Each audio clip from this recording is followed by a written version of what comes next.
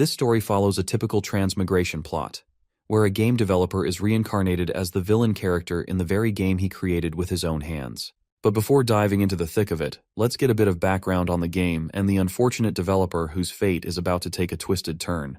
It's the middle of the night, and Kim Woo-jin has finally fixed the bug that had been bugging the hell out of him for weeks. He just finished the game route of a side character known as Deculein von Grahan-Euclein. Deculein is one of the intermediate bosses in the game and a named villain. There were countless errors Woo-jin had to fix because he needed to optimize the game so that no matter what route the player chose, Deculein's death was inevitable. Just as he's done grinding his ass off to complete the work, his ex walks in. She also happens to be the team leader of the development team. Woo-jin had a good time with her when they were together, but their relationship grew distant as their personalities clashed. While he was a lazy ass who did nothing but procrastinate, she was a workaholic. She was so ambitious that it even helped him become a better person. However, their relationship still ended in a breakup, and he ultimately couldn't change despite her efforts. 6 months later, he heard she had someone new by her side. Anyhow, as she notices him working on Deculein, she casually drops a bomb that Deculein's character design was based on Woo-jin himself. Even Deculein's traits and skills perfectly complemented Woo-jin's personality. She suddenly notices her boyfriend waiting outside, so she leaves. It's almost 2 a.m., and Woo-jin is still testing Deculein over and over to make sure everything is perfect. Woo-jin doesn't like the fact that Deculein is supposed to resemble him. See, when Deculein was a child, he was called a magical genius and put on a pedestal. But in reality, he was more midcore than anyone could have. His arrogance and noble background shaped him into someone with the worst personality. Deculein's character is so twisted that even calling him human would be a compliment. As the story progresses, Deculein is supposed to get stronger, and throughout the game, he is surrounded by people who love to hate him. Woo-jin decides to add another personality trait, something special and distinct only to Deculein. Given that this villain takes after him, he adds an attribute called comprehension. Not only that, Woo-jin sneaks in a few of his favorite attributes: wealth, Midas touch, sharp eyesight, and iron will. After stuffing him with all these goodies, Woo-jin realizes he might have gone overboard. He quickly decides to revert Deculein back to how he was originally supposed to be, because the last thing he wants is another bug popping up right before the release date. But just as he's about to fix it, he gets a text message from someone telling him to look outside. When Woo-jin does, he sees a massive hole in the sky. The last thing he remembers is a lightning strike descending toward him. In the next moment, he wakes up inside the very game world he created. It's already been a few days since he possessed the body of Deculein, a man fated to die no matter what. That's when Deculein's sister suddenly barges in and berates him for slacking off instead of fulfilling his duties as a distinguished professor. She's annoyed that he's cooped up in his room over a damn woman. After dumping a pile of documents that Deculein is supposed to process, she leaves in a grumpy mood, not before warning him to get his act together. She won't stand for him shaming the household's name. At first, Woo-jin thought this was just a twisted dream, but as days passed, the realistic sensation of life forced him to accept the harsh reality. He still doesn't know if this is some kind of afterlife since he did die from that lightning strike. Whatever the case, one thing is certain: he has now literally become the villain of the game he once developed. Deculein von Grahan-Euclein. If you've forgotten, let me remind you, he's the middle boss in the game. No matter which route you take, he is the root of all problems and the ultimate enemy of everyone. He is responsible for causing pain to countless characters. Another thing Woo-jin is concerned about is that he has no clue which part of the story he's currently in. The only thing he knows is how much mana he possesses. Even so, he has no idea how fast it runs out. He's not joking when he says that everyone, including himself, tested the game around 1,000 times during development, and this character only barely survived once. Deculein was created solely to die and serve his purpose as the middle boss. Woo-jin then glances at the documents Deculein's sister threw at him before storming out. Her name is Yariel von Grahan-Euclein, Deculein's half-sister, and the one currently serving as the head of House Euclein in his stead. And it just so happens that Deculein doesn't share a typical sibling bond with her. Deculein also has a fiancée, and her name is Julie. Given how Yariel mentioned Julie in such a bad tone, Woo-jin suspects something must have happened between him and her. The document in his hand turns out to be a contract. Apparently, he has already signed himself up as Professor Deculein at the Impartial University, responsible for teaching basic magic and mana mindset. Looks like he has no choice but to attend the lectures he's supposed to deliver. While he has zero experience teaching, this opportunity also allows him to step outside and gather intel on the current circumstances of this world. A system notification pops up, blinking in front of him. It shows that his primary survival goal is to become necessary to the game. For the side quest, he is supposed to deliver a lecture in university. If he completes the quest, he'll be granted 0.5 store currency. He recalls how there are routes where Deculein dies because of Uriel's actions. To avoid that, he gets up to fulfill his current mission. Not to mention, that store currency will be crucial for his survival. Though he's not quite sure which topic he's supposed to deliver a lecture on, he figures he doesn't have to worry about it. After all, he has the comprehension skill he added before being transmigrated into the game. This attribute helps him understand literally anything. The only thing he needs is a little mana to activate it. As he prepares and changes into something more formal, he notices how drastically different this place is from where he used to live. Yet, at the same time, he moves through everything effortlessly, as if he had lived his entire life as Deculein. Under normal circumstances, he would have felt out of place wearing clothes like these, but now they feel elegant and bring him comfort. And it's all thanks to one of Deculein's attributes: intimidation, dignity, and aesthetic sense. It's as if Deculein is allowing him to completely take over this body. Woojin doesn't even feel the urge to say anything that would be considered rude. The formality that Kim Woojin once found rigid now feels natural. Although his main purpose is to gather information, this walk toward his first lecture feels completely normal, as if he's always belonged here. He can absolutely feel himself fulfilling the role of a noble, one of the superior members of the aristocracy. It's a stark contrast to the life he originally had. Kim Woojin was a nobody from South Korea, with fairly average looks, a lazy, supposedly pathetic guy who was even dumped by a girl. But now, as Deculein, he wants to embody the role of a noble properly. As he proceeds to enter his car, he recalls that he has never been in such a luxurious vehicle before. Speaking of nice cars, he remembers his ex's boyfriend, who also had one just to flex. Suddenly, he notices a young boy sitting in the adjacent seat. When the boy realizes Deculein is there, he frantically greets the professor and proceeds to hand over some documents. Seeing this, Deculein entertains the possibility that this person is perhaps his assistant, or maybe even his secretary. Deculein questions him about his identity, which causes the boy to get a little startled, especially since he has already been serving Deculein for 3 years. Deculein soon realizes that the document he assumed was lecture material is actually just a script for him to read. It contains all the information needed for the lecture, down to every detail. He isn't surprised, though. Given Deculein's nature, there was no way he would have been capable of preparing material himself, considering how prideful and untalented he is. Which means this boy has done all the work. So, Woojin feels more than obliged to use a few words of appreciation. The boy is startled upon receiving a compliment. Even the driver is bewildered to hear his master saying something nice for once. Woojin also feels the recoil of this body after offering praise. It's a literal physical reaction. He actually feels sick after complimenting someone, which only makes Woojin question just how terrible of a person this guy Deculein really is. He felt this same sickening sensation when leaving the manor earlier. It seems that Deculein's consciousness is trying to invade his own. After their short journey, they finally arrive at the Imperial University, a place bustling with life. Now that he's here, his next task is to find the area mentioned in the documents, Roteo Hall. Once we arrive at the designated place, we see that the students have already taken their seats, and surprisingly, they seem eager to attend Professor Deculein's lecture. Rumor has it that Deculein is a master of spell interpretation, a talent that once earned him the title of child prodigy at a young age. Once our guy finally graces the class with his presence, he calls for their attention, introducing himself as Deculein von Grahan Uklein.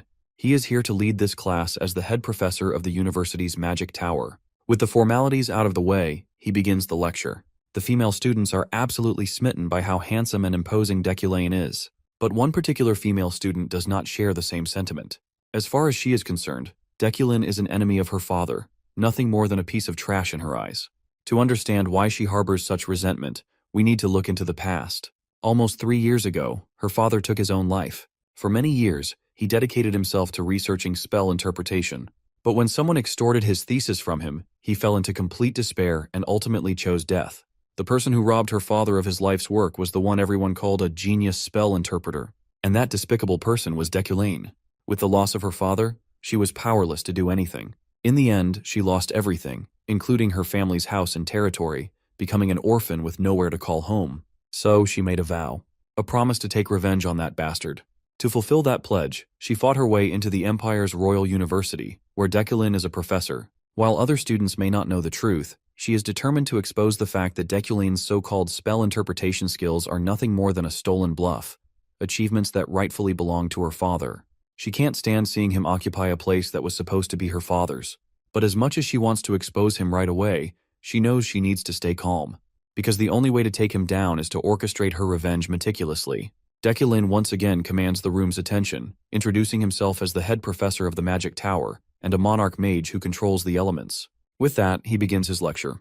He starts by explaining the fundamentals of magic, its 3 major attributes and 9 types. Attributes are the origin and source of magic, while elements are the materials that make up objects. The 9 types include summoning, spirits, destruction, support, enchantment, manipulation, ductility, bewitchment, and lastly, harmony. As Woojin continues delivering the lecture, he realizes that this job is actually much easier than he initially thought. It's his first time teaching, and he is unfamiliar with the theory of magic.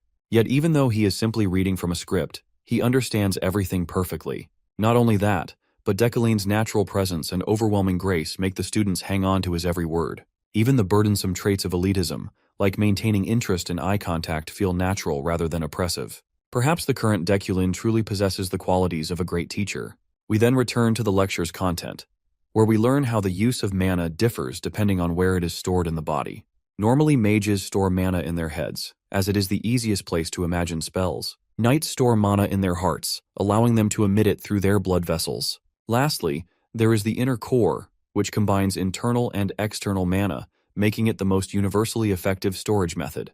In simple terms, hard work is important, but if one lacks talent, they need to choose a path and focus. Speaking of focusing, Woojin reflects on how Deculein's talents aren't that impressive either. His current mana is around 3,500. If you need a comparison to understand how small this mana pool is, consider this. There's a mage whose primary mana is at 30,000. So Woojin finds it quite ironic that he's lecturing students about something he should be implementing in his own life. In any case, he concludes the lecture, but there's still one particular line he's hesitating to deliver. He's sure that if it were the original Deculein, he wouldn't have read this sentence. And that line is, if there are any students who want to ask questions. It seems like the students were thoroughly absorbed in the lecture, so there aren't any lingering doubts they have regarding the lecture topic. Even Deculein feels relieved that there are no questions. But just as he thinks this, that same student who has a grudge against Deculein stands up. She recalls an event from last night, where a mysterious spell was discovered in the dormitories. It's assumed to be the work of the devil, but she wants to hear Deculein's thoughts on the matter. Before answering her query, Deculein can't help but call her out for her lack of ethics. She was supposed to mention her name and affiliation before asking any questions. He's not willing to respond to someone who doesn't even know basic classroom etiquette. With that said, he begins to leave. Not because he cares about etiquette, but because he's not in the condition to respond to her question. After all, his comprehension skills consume a huge amount of mana, and he currently has only 2,000 left in reserve out of the 3,375 he originally had. Just understanding the script cost him 1,300 mana, so he's unsure how much mana it'll take to learn about a spell he's never seen before. Meanwhile, the students are snickering under their breath after seeing how she made a fool of herself. They think she was trying to get the professor's attention, but it backfired. The poor girl is stung by the humiliation caused by the professor's words, but she still tries to persist, hoping to get a response from him. According to her, the Magic Tower is refusing to analyze the situation, believing it's just a rumor. But if it's Professor Deculein, she's sure they might be able to figure out what kind of magic was used. She casts a spell herself and requests Deculein to interpret it. With no choice, Deculein examines the spell, which instantly costs him around 1,700 mana. She reveals that several remaining debutantes at the dormitory are analyzing it, but they found absolutely no leads. So she's hoping that Professor Deculein can at least take a glance at it. Without hesitation, Deculein declares that it's barrier magic, and his sudden response catches her off guard. He continues to elaborate that it's a bewitchment-type barrier spell, which means the caster of this spell intended to trap everyone in the dormitory. Now that he's answered her query, he dismisses her, telling her not to persist further. Since the side quest has been cleared, Deculein collects the reward currency he was promised. The scene then cuts to the university's Magic Tower cafeteria, where we meet that girl again, eating without much regard for table manners. By the way, her name is Ephorine. The only reason she had asked that question was to expose that Deculein's spell interpretation skills are a lie. But instead, she became the clown, and the embarrassment she endured was crushing. She's still convinced that Deculein didn't know what he was talking about and just said whatever came to his mind. You see, bewitchment magic is extremely difficult, and most spells require parameters. So, Deculein calling the spell bewitchment magic without mentioning any parameters seems like a stretch. What she showed him was a direct copy of the unknown magic circle that was drawn on the front door of the dormitory last night. While everyone was initially astounded by the unknown spell, it quickly became research material for the new students. So she knew from the start that Deculein was full of it, making up the claim that the spell was bewitchment magic. But then, one of her friends rushes to her to report that the magic circle on the dorm's front door yesterday is indeed a barrier spell. And they figured it out after collective research. Basically, what Professor Deculein said about that spell was, in fact, true. Ephraim is in absolute disbelief. She refuses to accept that it was actually barrier magic. After all, she doesn't want to acknowledge Deculein as a legitimate master of spell interpretation. Her friend, after rattling off endless praises for Professor Deculein and his capabilities, eventually decides to leave. Before going, she thanks Ephraim for asking the professor about the spell since no one else had the guts to question him. Even so, Ephraim remains unconvinced that Deculein gave the correct answer on purpose. She believes it was just a fluke. What frustrates her even more is that she ended up making him stand out even more. Now everyone is convinced Deculein is a capable professor. She then begins reading through a document detailing the accomplishments of their prestigious professor Deculein. She's digging deep, trying to learn more about Deculein. After all, there's a famous saying, if you know the enemy and yourself, you will never be defeated. She decides to steel herself. If she has to face that jackass daily, she'll make sure to expose him hard enough to ruin his reputation completely. The scene shifts to Deculein, who is still dreading the worst possible outcome that could have occurred in the classroom. You see, the moment he looked at that spell, his comprehension skill activated automatically. Just looking at the spell circle, with its tangled lines and intricate structure, was enough to drain every bit of mana he had left. And most importantly, even after sacrificing all that mana, he was unable to understand what the spell actually was. Even if he had twice the mana he has now, he wouldn't have been able to grasp the principles behind it. But for now, he's just relieved that everything worked out in his favor. Just as he continues walking, his path is suddenly blocked by a woman clad in white knight armor. With white hair and light-colored eyes, she's a familiar sight. Deculein immediately recognizes her because he's seen her countless times while working on this game. She is Julie von Dea Freyden, his supposed fiancée, and a named character who will eventually become the pinnacle of knighthood, though he wasn't expecting to cross paths with her this early. Regardless, he responds to her greeting promptly, claiming that he's doing fine. But Julie doesn't seem convinced. She questions how he can be doing fine after breaking the promise they made a week ago. Of course, Woojin has no clue what promise she's talking about. Since he wants to avoid unnecessary drama this early on, he decides to brush it off. He tries to walk past her, casually claiming that he doesn't recall making any promise. But Julie quickly blocks his path again. She won't let him run away like last time. Seeing how serious she is about this promise thing, Deculein realizes she won't let him go without an answer. So he reiterates the same thing, claiming to have forgotten and using his recent fever as an excuse. He requests that she remind him exactly which promise she's talking about. At this point, the story flashes back to 1 week ago. Julie had made a promise to him. If he was truthful to himself and confessed his pretenses and arrogance to everyone, she would always be by his side, even if the world crumbled. Back in the present, poor Julie is on the brink of tears. She wonders if she placed her trust in the wrong person. With a sulking expression, she steps aside, giving him permission to leave. Deculein doesn't even bother to ask what's bothering her and simply walks away, something that, of course, annoys the hell out of Julie, though she doesn't voice it. Their engagement was purely out of convenience. With the union of Deculein, a talented mage, and Julie, a talented knight, the heads of their families believed that it would greatly benefit both sides, expanding their influence. The Deculeins and the Freydens, two powerful noble bloodlines, would dominate together. For this reason alone, there was no one to object the marriage, and this is why Julie has been roped to marry him, even though she does not love him a single bit. However, the two households later realized that Deculein's talents never truly existed in the first place. He was not the talented mage everyone thought he was. Perhaps Deculein did not wish to acknowledge it, but he had lied to the world by calling himself a genius at analyzing spells, ultimately becoming a professor. There had even been headlines highlighting how the youngest top professor at the Magic Tower is currently on the decline. After that headline ran, he stopped showcasing any accomplishments. But despite this, the Deculeins and the Freydens tried to keep it quiet, and Julie was sure it was because neither household wanted to become the topic of gossip. They didn't want their flaws exposed to the public, but Julie couldn't forgive the situation either. She had accepted the marriage without love, but she could not stand the lies, which conflicted with her beliefs as a knight. To her surprise, Deculein had agreed to honor her beliefs by remaining a truthful person. But now, it seemed to her that it was just another load of bullcrap after all. Before we continue, let's take a moment to provide some background on the Imperial University and the Magic Tower. The Imperial University is the best university in this game, and its magic department is the top department of all. One could compare the magic department to the equivalent of Korean University Medical School, and the Magic Tower to the Korean National University Hospital.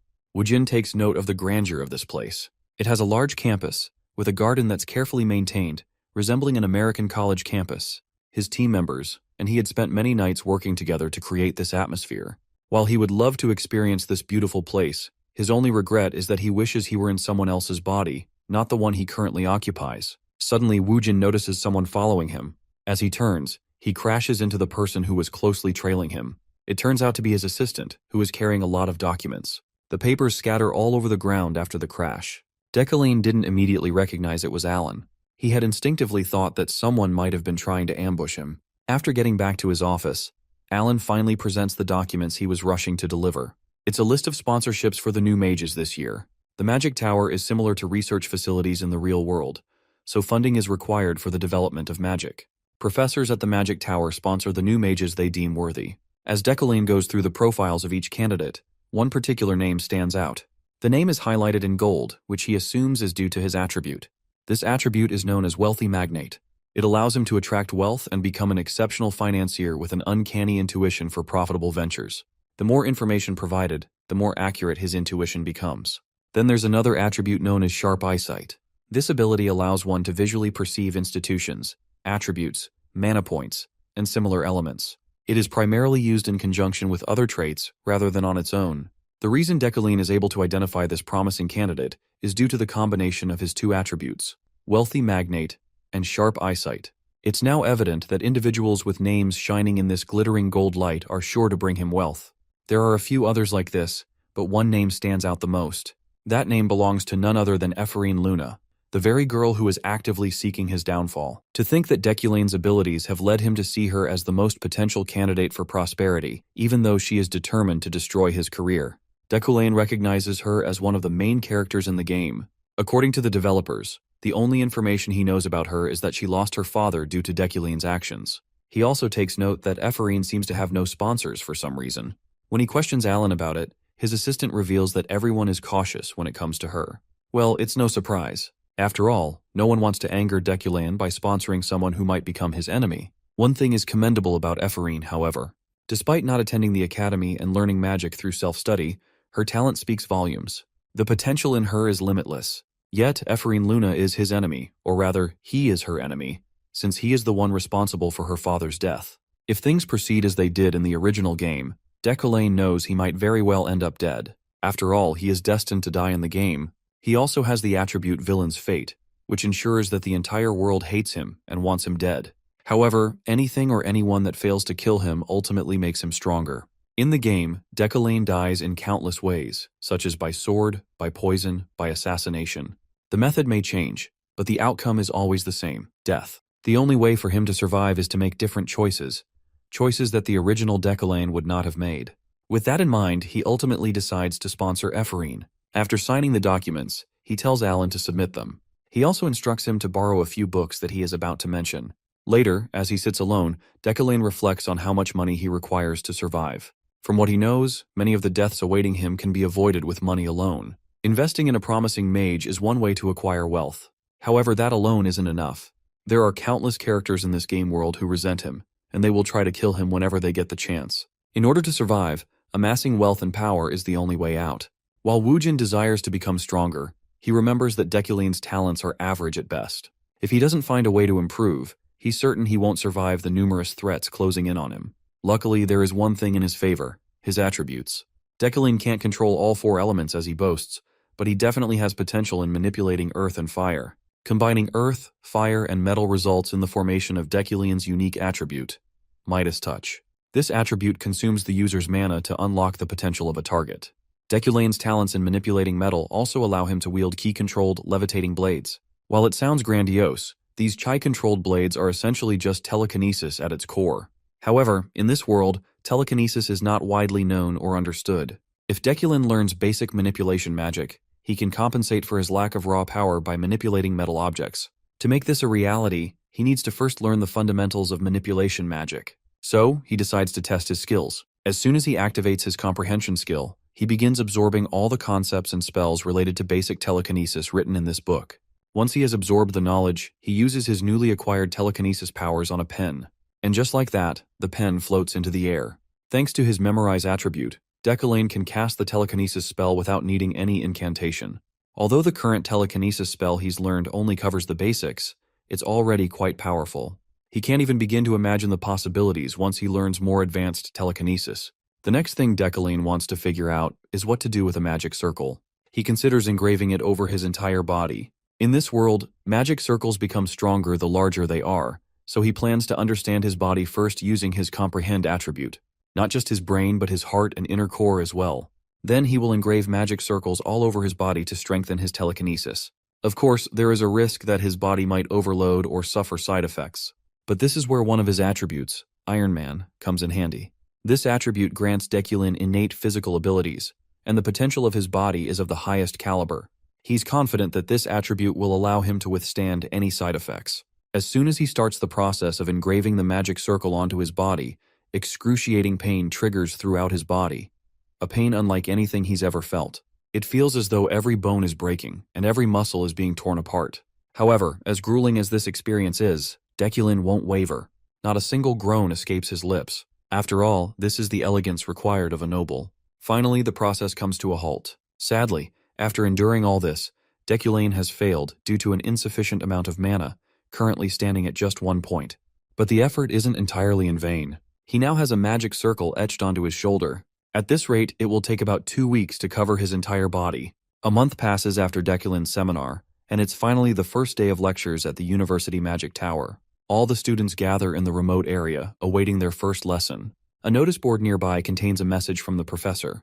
The professor wishes to test everyone's abilities, so the students will have to prove themselves by performing on their own, in a place already rich with elements. The students are all quite astounded that their teacher just left them to study on their own. The one who is most annoyed by this is, of course, Ephorine. While she curses him under her breath, a girl walks past her and intentionally bumps into her. Naturally, Ephorine, already irritated, turns to confront the girl who just bumped into her. But when she recognizes the person in front of her, her expression quickly contorts into shock. It's none other than Sylvia von Josephine Elaide. The two girls lock eyes for a brief moment, but Sylvia just proceeds to walk away, ignoring Ephorine as though she doesn't even know her. Later, as Ephorine is focused on performing a task, her mind is still preoccupied with the encounter. She is certain the girl she encountered is from House Elaide. About 10 years ago, the Illades, fearing Ephorine's potential, surrounded their manor with troops and threatened them. So it's beyond Ephorine's understanding that Sylvia doesn't recognize her. Suddenly, the structure she is creating with her magic starts to falter, and Ephorine feels a heavy pressure in the air. It's as if her mana is being sucked somewhere. When she looks in the direction of the disturbance, she spots Sylvia, who has just created an enormous structure which is 1,000 times larger than the one Ephorine was making. Naturally, Ephorine is furious, as the turbulence caused by Sylvia's magic has completely disrupted her work. But Sylvia pays no attention to the noise around her, continuing her task undisturbed. This only infuriates Ephorine further. The fact that Sylvia doesn't even acknowledge her existence is maddening. In an effort to get Sylvia's attention, Ephorine decides to provoke her. She begins throwing jabs at Sylvia, undermining her strength. After all, they were rivals, and Sylvia always used to threaten Ephorine and forced her to step away from magic, all to surpass her rival. But once again, Sylvia refuses to acknowledge Ephorine's presence. She claims she doesn't recognize Ephorine, but mentions having heard about the death of the impudent, negligent noble. Of course, Ephorine is enraged to hear this disrespectful trash talk about her father. Without a second thought, she leaps into the air, her magic activated around her balled-up fist. She's determined to make Sylvia regret what she just said. The enraged Ephorine lunges forth with a powerful strike, attempting to punish Sylvia for her disgusting words about her father. In response, the blonde conjures a protective barrier, her eyes flickering in doubt of her own ability. The collision results in an explosive boom, sending rumbles of winds across the bodies of the students, who groan before the impact. The aftermath of the explosion leads to the students checking on each other's health. When the dust settles, Ephorine is made visible, her left hand grabbing hold of Sylvia's head, roaring at the blonde for ever daring to insult her deceased father. As she continues to threaten Sylvia, Ephorine's eyes dart behind, realizing that some kind of mystical dark light has been created in the distance. The students panic and scream, while Ephorine questions if what she's seeing is a void. It's the same spot where both of their mana collided earlier, causing a rupture in space that is now engulfing everything around it. Realizing that the void is at risk of causing an explosion, the students panic even more and attempt to run away. Even Ephorine understands the risk of the situation at hand. The explosion could send metal fragments bursting everywhere like shrapnel, inevitably spelling everyone's doom. The space-devouring ball of black continues to eat away at its surroundings. Ephorine does her best to contain the magic with her might. All of a sudden, she no longer hears its sound or feels its weight, as if the void stopped on its own. When she opens her eyes, a towering man clad in aesthetic noble attire is standing before them. It's their professor, and he has just saved their lives. Deculein's sudden appearance is shocking, but what's even more shocking is the fact that he stopped the fragments using ice magic in an instant. Following that, Deculein left his students' mouths open as he displayed telekinesis magic to control the ice fragments. The sight itself left his students with an impression of the beauty and wonders of magic. Ephorine understands the use of enchantment magic in this case. However, even she could feel enraptured by the mesmerizing use of it before their eyes. With the shards taken care of, the professor spoke, his words denoting the end of the lecture. Turning a strong glare to Sylvia and Ephorine, Deculein tells everyone to leave aside from the troublemakers responsible for creating the situation. Right now, Ephorine's face tells you all you need to know. It's the definition of an "oh shit, I'm so fucked" moment. In the next scene, we jump all the way to the interrogation room. There, Deculein awaited the arrival of the other professors, namely Retlin and Relin, who are the professors of the Spirit Studies and Support Studies departments. Welcoming them is a woman sitting next to Deculein, the chairwoman of the university, Adeline Sigelian. With all the professors seated, they now turn to curiously question the daring student who attempted to strike down a lady of the Iliad house. Turns out, Ephorine is classified as a nobody, to the point they discriminate against her worth based on her nameless background. Of course, the situation was prevented thanks to Deculein's intervention, impressing all the other professors. Giving it some thought, Deculein understands the outcome that will result from this disciplinary meeting. It's obvious that the daughter of one of the most influential families will be seen as the victim, while the fallen noble Ephorine, a mere commoner before the university's eyes, will be seen as the evil perpetrator. Hence, Deculein feels the urge to involve himself and bring about a shift to that perspective. After all, ever since he set his eyes on Ephorine, he could sense douses of scarlet energy just leaking out of her body. It's as clear as day to a villain character like him, an attribute called the villain's fate. Basically, when the entire world wants you to die, there's trouble brewing, and if he can't influence the outcome soon, his inevitable death will creep closer and closer. The official meeting to conclude Ephorine and Sylvia's fate is sprung into action. Relin is the first one to roar at the Ephorine for senselessly engaging in conflict and jeopardizing the safety of many students. It was only thanks to Deculein's personal involvement that nothing grave happened. In response, dejected as she is, Ephorine states that she cannot mention her reason for the attack. This kind of avoidant response comes across as an offense to the teachers, but right now, all Ephorine can think about is concealing her intentions, so her target, the scumbag Professor Deculein, doesn't know that she's after him. Sylvia's provocative words race through her mind, but even if that is the truth, she can't risk saying anything in front of her one and only target. That is why Ephorine is willingly sitting through discomfort and pain for the sake of her long-term plan. Relin roars at the girl once more, questioning if she's got some sort of an inferiority complex. He drills it into her head, reminding her of their difference in status as a noble and a commoner. Next, Sylvia is told to speak. She also tries to conceal the matter, and excuses that she was responsible for accidentally destroying Ephorine's work, which led to an argument.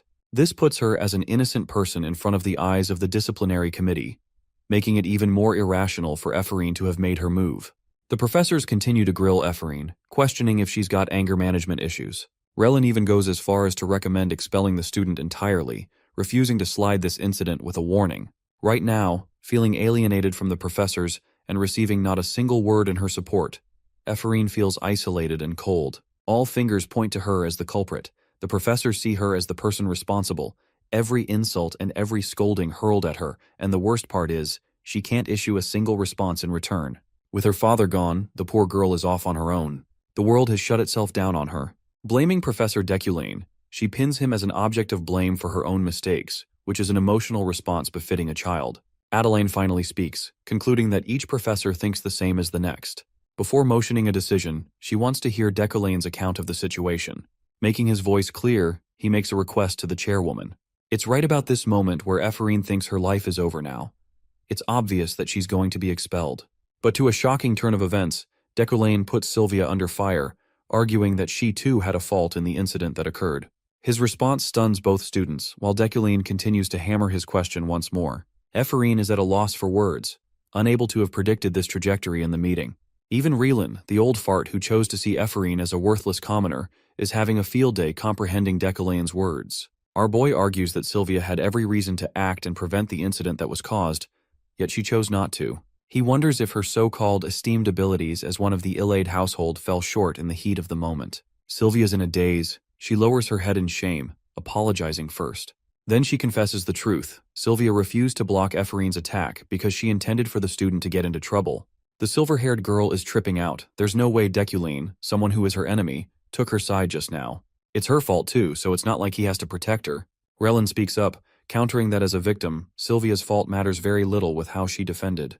Blame falls entirely on the assailant.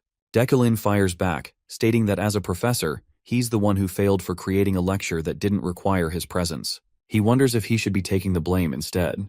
This sudden comment flusters Professor Relin, who's still on Sylvia's side. Ephorine is out here shocked that this man is steamrolling another professor just to save her ass. It's the height of ridiculousness that he's doing this much to protect her. Having heard enough, the chairwoman concludes her decision. She doesn't think of it as a serious matter, believing that students naturally run into conflict with age. That's why she's more than willing to let this one slide past without any issues. Adeline tells both students to return home as there won't be any consequences this time. Ephorine is having mixed feelings. She was fully prepared to eat an expulsion in her face, and knowing Professor Deculain's personality, things should have concluded that way. So it doesn't make any sense how things concluded the way they did. After the meeting, Relin applauds Deculain's unique insight and analysis on viewing a situation. But our boy's attention turns to Ephorine, who calls for his attention and musters the resolve to ask him a question. She internalizes that if he's familiar with the name Luna, and recalls his association with her father, the one who he put through living hell, causing the man to take his own life to end the pain. Being a master of anticipation, Deculein expected her to reach out to him. This girl is hell-bent on getting an answer from him, and wonders how Deculein would respond to her question, and if he would try and overthrow the verdict of the meeting just to protect himself. Even worse, Ephorine feels afraid that this man may not even remember mistreating her father, which would make her situation even worse. Surprisingly, Deculein tells her that she shouldn't busy herself with the troubles of the past, hindering her potential to grow. Saying those words, he departs, leaving Ephorine with one conclusion. She's reached the understanding that he must know about her father, because if he didn't, he wouldn't have helped her just now. She wonders if the professor personally feels some kind of responsibility, which is why he helped her out of her own difficult situation. Ephorine misunderstands his help as a kind of pity. It fills her heart with joy. At least the scumbag professor didn't forget what he did. So long as that is the case, she's okay with the situation. The conclusion of Ephorine's case results in an addition of 2 points for Deculein's death prevention. In the next scene, we see Sylvia explaining the situation to her father, Giltheon, the head of the Illide family, and an Esper mage. His father affirms that the talented student Ephorine Luna's already missed her chance to flourish as a mage. A decade ago, back when the aptitude exam was being held, both girls encountered the other for the very first time. It was during that time that the manometer went crazy before their presence, predicting their immeasurable talent to become future archmages. These two girls just stared at each other blankly, unable to comprehend the slew of words they had just heard. To give you an example of just how powerful archmages truly are, they are classified as beings that not even emperors can threaten. Only a select few people ever rise to this level, and their names are etched in history forever.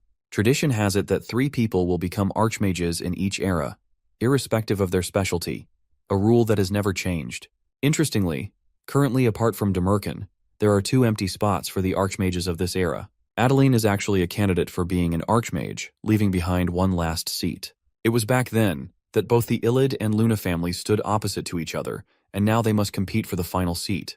Of course, Sylvia's father is adamant on his daughter getting that title no matter the cost, so much so that he threatened Ephorine's father by force, exempting him from enrolling her daughter at the academy. Sylvia understood all too well that the only reason her family recklessly overpowered the Luna family was because they wanted her to seize the throne. They wanted to make her archmage no matter the cost, though it is also her personal wish and predicted fate. That's why Ephorine's words from back then stung her so much. She chalks it off as simply being unlucky. While Giltheon isn't exactly worried about her competitor, he's more worried about Professor Deculein, believing that he's an ordinary man who was a genius at a young age. That's why there's no telling if he could suddenly rise above the ranks and become a dark horse. This isn't new news to Sylvia, though, because she could sense his potential from the moment he deciphered her trap. When the explosion happened, it was true that Sylvia eradicated Ephorine's mana, but she also set up a personal trap to launch the void as a conflict between their attacks. This way, the incident would cause even further demise and put Ephorine under fire. The reason Deculein shot them a glare back then was because he understood this trap from the get-go, despite her being careful of any observation close by. Even though he knew everything, Deculein kept both of them safe by offering a third way, a compromise.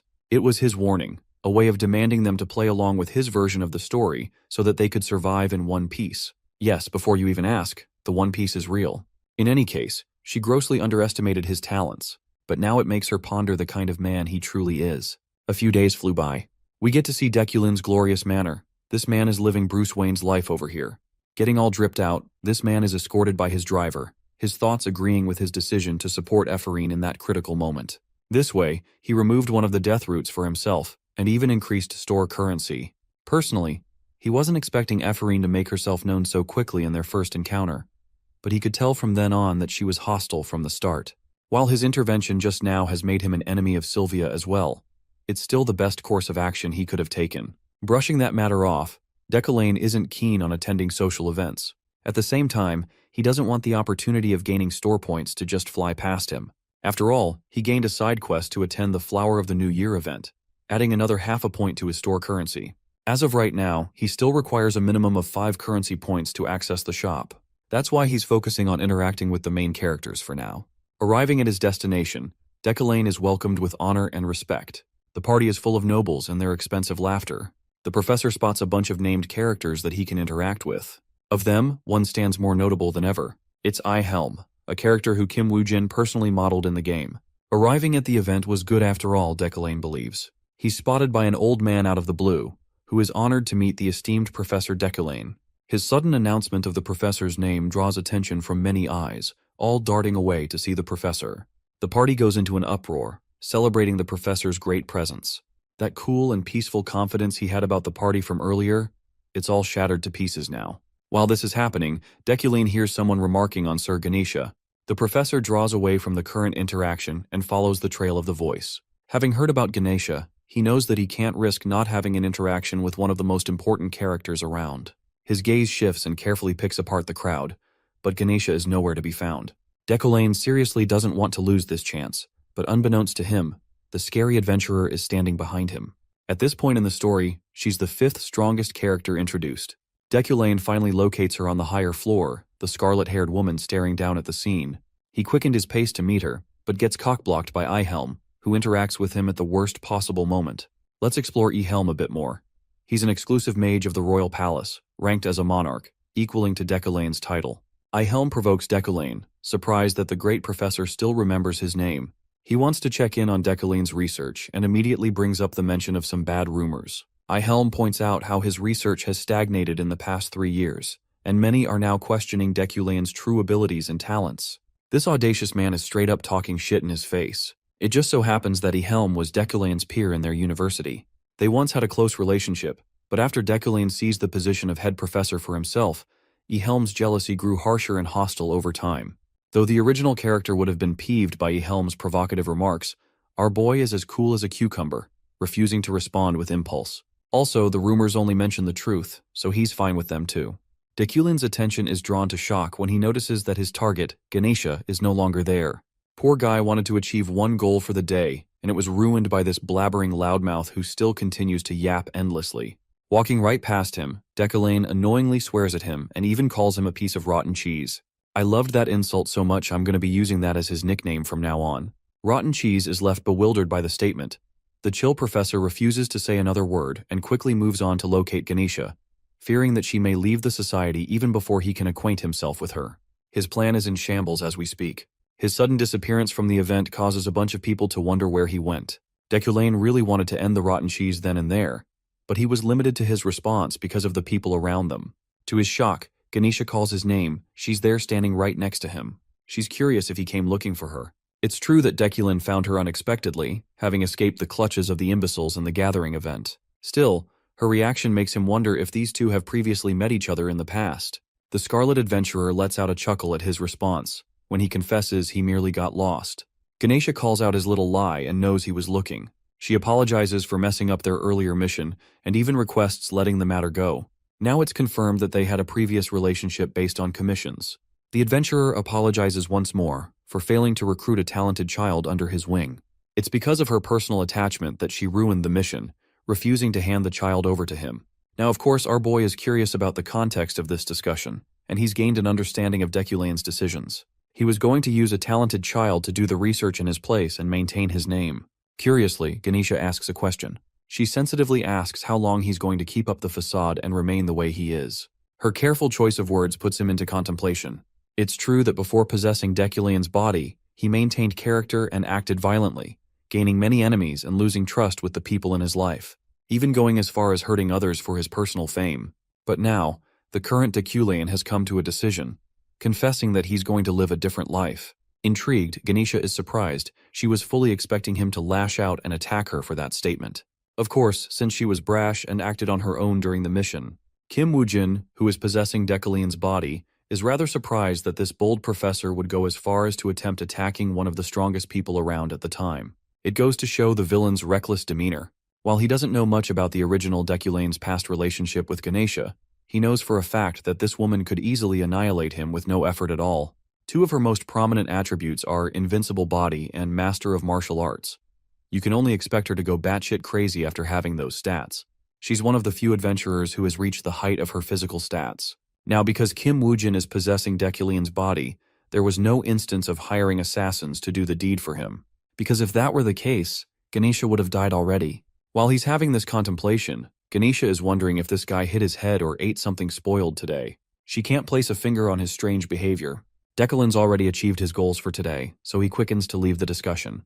Ganesha is rather surprised, and wonders if it's really true that he won't be sending anyone after her. Turning to her one last time, the cool professor remarks that it would be beneath him. This girl is literally left too stunned to even speak. Going back to the hall, Deculein internalizes that he could easily utilize Uklein's power to pressurize the adventurer using the guild. However, doing so would only cause his death variables to increase.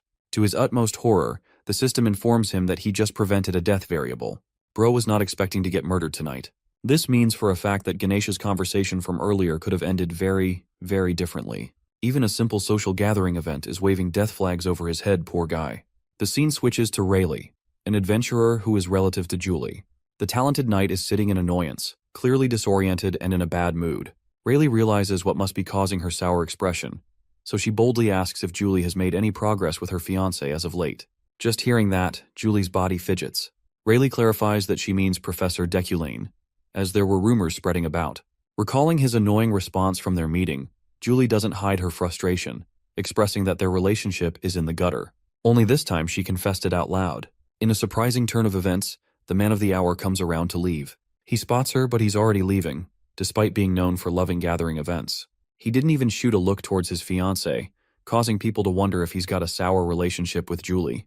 This adds to the rumors about him. Deculein's early leave from the gathering event raised a number of questions, all leading to one theory. They think it's because Julie and him had a fallout, but of course not even the game developer Kim Woo-jin could have predicted this turn of events. A week has passed since he attended the social gathering event. This man has been putting in the work, looking at his damn muscles as he finesses that pull-up. Apart from his usual memorization and telekinetic training, he introduced working out to his routine to increase his stamina. It's mostly because he nearly died from experimenting with some crazy shit. Just a few days ago, this guy was on the floor, coughing out blood in his miserable condition. Any normal mage would have died from what he did. The only reason he survived is thanks to his Iron Man attribute. Bro is Tony Stark. In a quest to achieve greater strength after encountering Ganesha, he attempted to engrave fire control alongside his telekinetic powers. This would aid his metal manipulation overall. He wanted to upgrade his core magic for his telekinetic ability, cutting off the time needed to learn additional magic. However, this method was extremely reckless even for him, and it was only after experiencing the incredible strain on his body that he felt the need to dedicate some time to training. That's how he came to develop a workout routine. By the end of his routine, this guy is looking like David Lade with his aesthetics. With his morning workout wrapped up, it's time to go to class. The scene jumps ahead to Professor Deculein's office, where we see Alan delivering the professor a message from the magic tower. The sender is classified as someone from a high rank. Prying open the message, Deculein learns that there's an audit hearing in 6 months regarding his research. They just want him to prepare some documents for the hearing by that time. Of course, this is troublesome, because this means Deculein's research is put under fire and under question for being delayed. The thing about Deculein's role is that he's always been classified as the head professor in the eyes of the game. It's critical for him to maintain his title as a professor, because the moment he loses it is also the moment his hopes of returning home will be dashed for good. Right now, he's going to scavenge and find anything worth his time from his laboratory.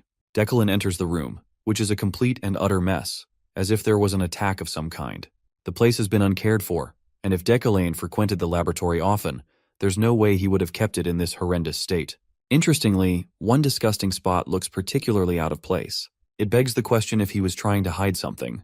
There's no telling, but Deculein thinks it's a good way to test the waters and see what's up. Thanks to his telekinetic magic, he didn't have to dirty his own hands plodding through the trash. From the remains, he grabs a book and pries it open.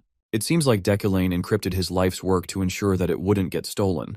Be that as it may, our boy can easily use his comprehension skills to bypass this issue. It's thanks to that he's able to cast open a golden bright light, hinting at the significance of his incredible research. Thanks to his attributes, wealthy magnate and sharp eyesight, he can tell that this book is definitely valuable. Despite that, the research seems incomplete, with many pages ripped in between and left unfinished. But even after all its flaws, it shone brightly, once again hinting at the research's significance. Surprisingly, Deculein spots a pendant with a picture of Ephorine Luna and her father. This helps him piece together their relationship. Turns out that her father was working under him as a researcher. That's why the Luna family despises Professor Deculein, who tortured her father for his own fame.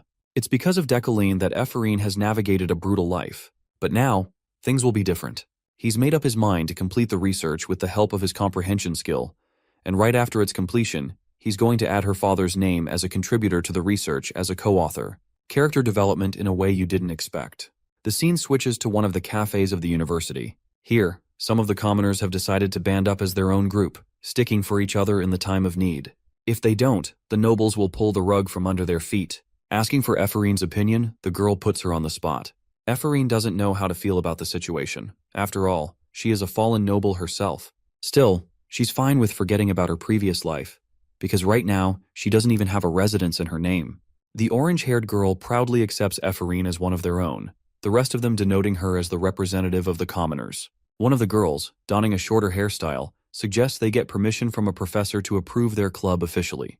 It seems like the biggest obstacle in their path at the moment. At first they bring up Professor Relin, but knowing his attitude for always protecting nobles, he's out of the count. Then there's Professor Carmel, who also shuns commoners. One of them adds that Professor Deculein wouldn't be a good pick either. While this is happening, Ephorine is too busy salivating at the sight of a beautiful strawberry dessert. The orange-haired girl erupts in confidence, believing that they should definitely ask for Professor Deculein's help. They're all hoping that Ephorine will be the one to make the request on their behalf, a role that she clearly didn't sign up for is evident by her shocked expression. One guy agrees, believing that Deculein's their best shot, as he looks down on everyone, no matter the status. The fact that Ephorine escaped punishment thanks to him is enough to conclude that Deculein favors her a bit. Or at least that's what these guys think. The girl clarifies that there's nothing of the sort going on. She genuinely feels upset that the conversation has taken a shift like this. Ephorine wants nothing to do with Deculein after all. Refusing the request, she bolts away. But the orange-haired girl chases after her anyway, hoping that she'll reconsider it once more. Ephorine clarifies that whatever they're thinking is not going to happen. Julia suddenly freezes at the sight of someone. Ephorine wonders what caused her to stagger like that. It's only when she turns to meet Deculein's gaze that she realizes it's the devil himself. She certainly wasn't expecting to encounter him in the worst timing possible. Julia runs the heck away, leaving it all to rest on her shoulders. Ephorine is there, not knowing what to say, as the professor is already leaving. Hesitating, she makes her move, grabbing his attention. She requests the creation of a club that requires an approval from his end. In the end, this tsundere mustered up the will to ask him despite her embarrassment. She reasons that he usually doesn't approve requests from commoners, which is why she is also worried. Though Julia's approach was ridiculous, her suggestion was actually right. Ephorine believes they should just try their luck and see if it works. To her shock, Deculein takes the letter and actually signs it, even requesting a note of details to be sent to his office. Ephorine is starstruck as she's handed the paper back, unable to believe that he actually approved the creation of the club. She just can't figure out his damn personality. Julia runs all giddied up, thankful that Ephorine successfully managed to get a signature. Meanwhile, the troubled girl wonders why he's doing all of this.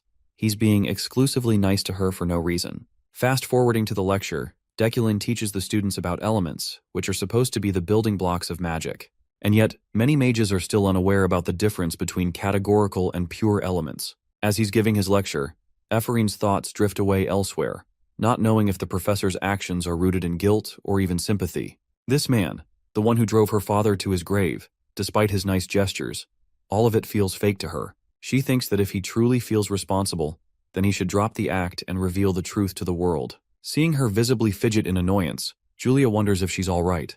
This snaps the girl out of her contemplation. Julia thinks her friend is annoyed because of the students across the table. Ephraim is confused at first, but quickly realizes that it's the nobles along with Sylvia, who have a terrible impression of her. After all, her stunt from that day made her an enemy of every noble family. Ephraim tells Julia that it's all right. She just wants to focus on the lecture for now. Zooming in on Deculein's lecture, he explains the significance of magic circles. However, she knew that his lectures used to be different. Right now, Deculein is expertly explaining how each spell is affected by adding strokes to the magic circle. He furthers the main topic of learning for today, something he terms flowing fire. The thing is, Ephraim is right. Deculein's lectures initially used to be a showboat of his talents and authority as a professor, but the lectures conducted by Kim Woojin right now were recreations of the beauty of magic, and they showcased a fundamental understanding of magic.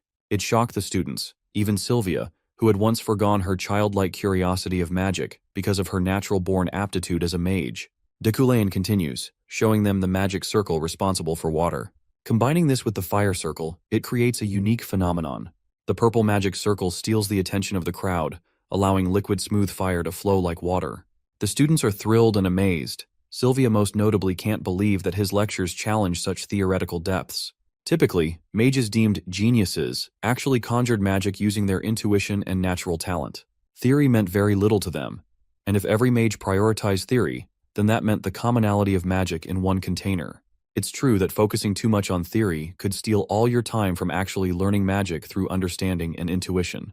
Theoretical understanding is usually terrible and obstructive to the learning process. That's the unfortunate paradox.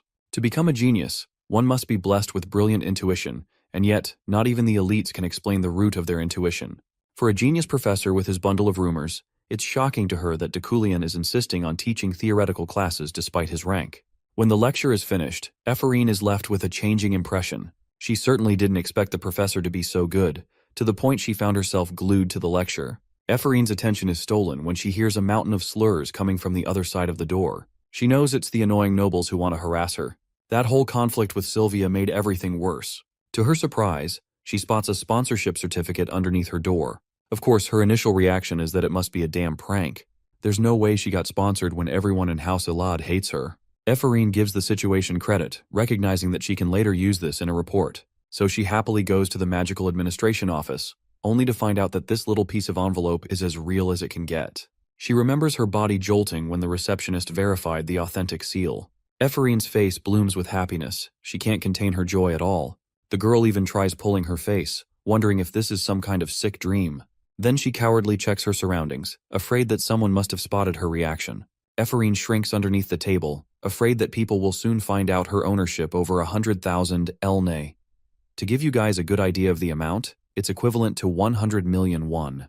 This girl is so scared, in fact, she's already packing her stuff in hopes of escaping when shit goes down. Even the staff members seemed suspicious and gave her a good look. Ephraim is losing her marbles when her tantrum leads to hitting her head on the table. This dork is convinced that it's no longer a dream. The absurdity of the situation makes her weep.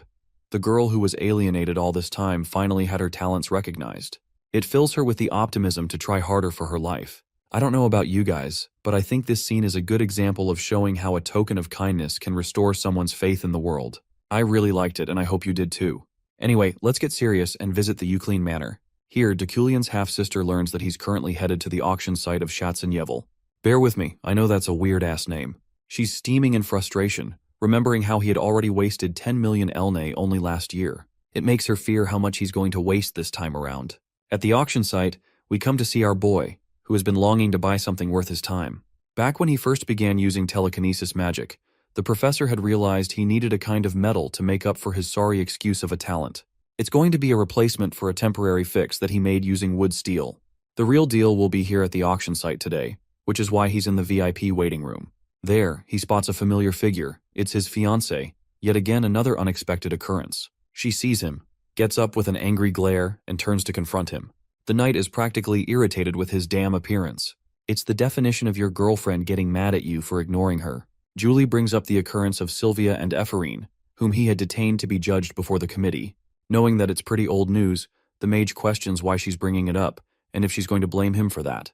Julie holds a stern expression, hounding him for crushing the dreams of newbie students through his annoying attitude. She highly advises him against repeating past mistakes. Julie finishes up by saying that it's her final piece of advice for him, her words hinting at an indication of a breakup. Calming his mind, Deculein understands her intentions to break the relationship.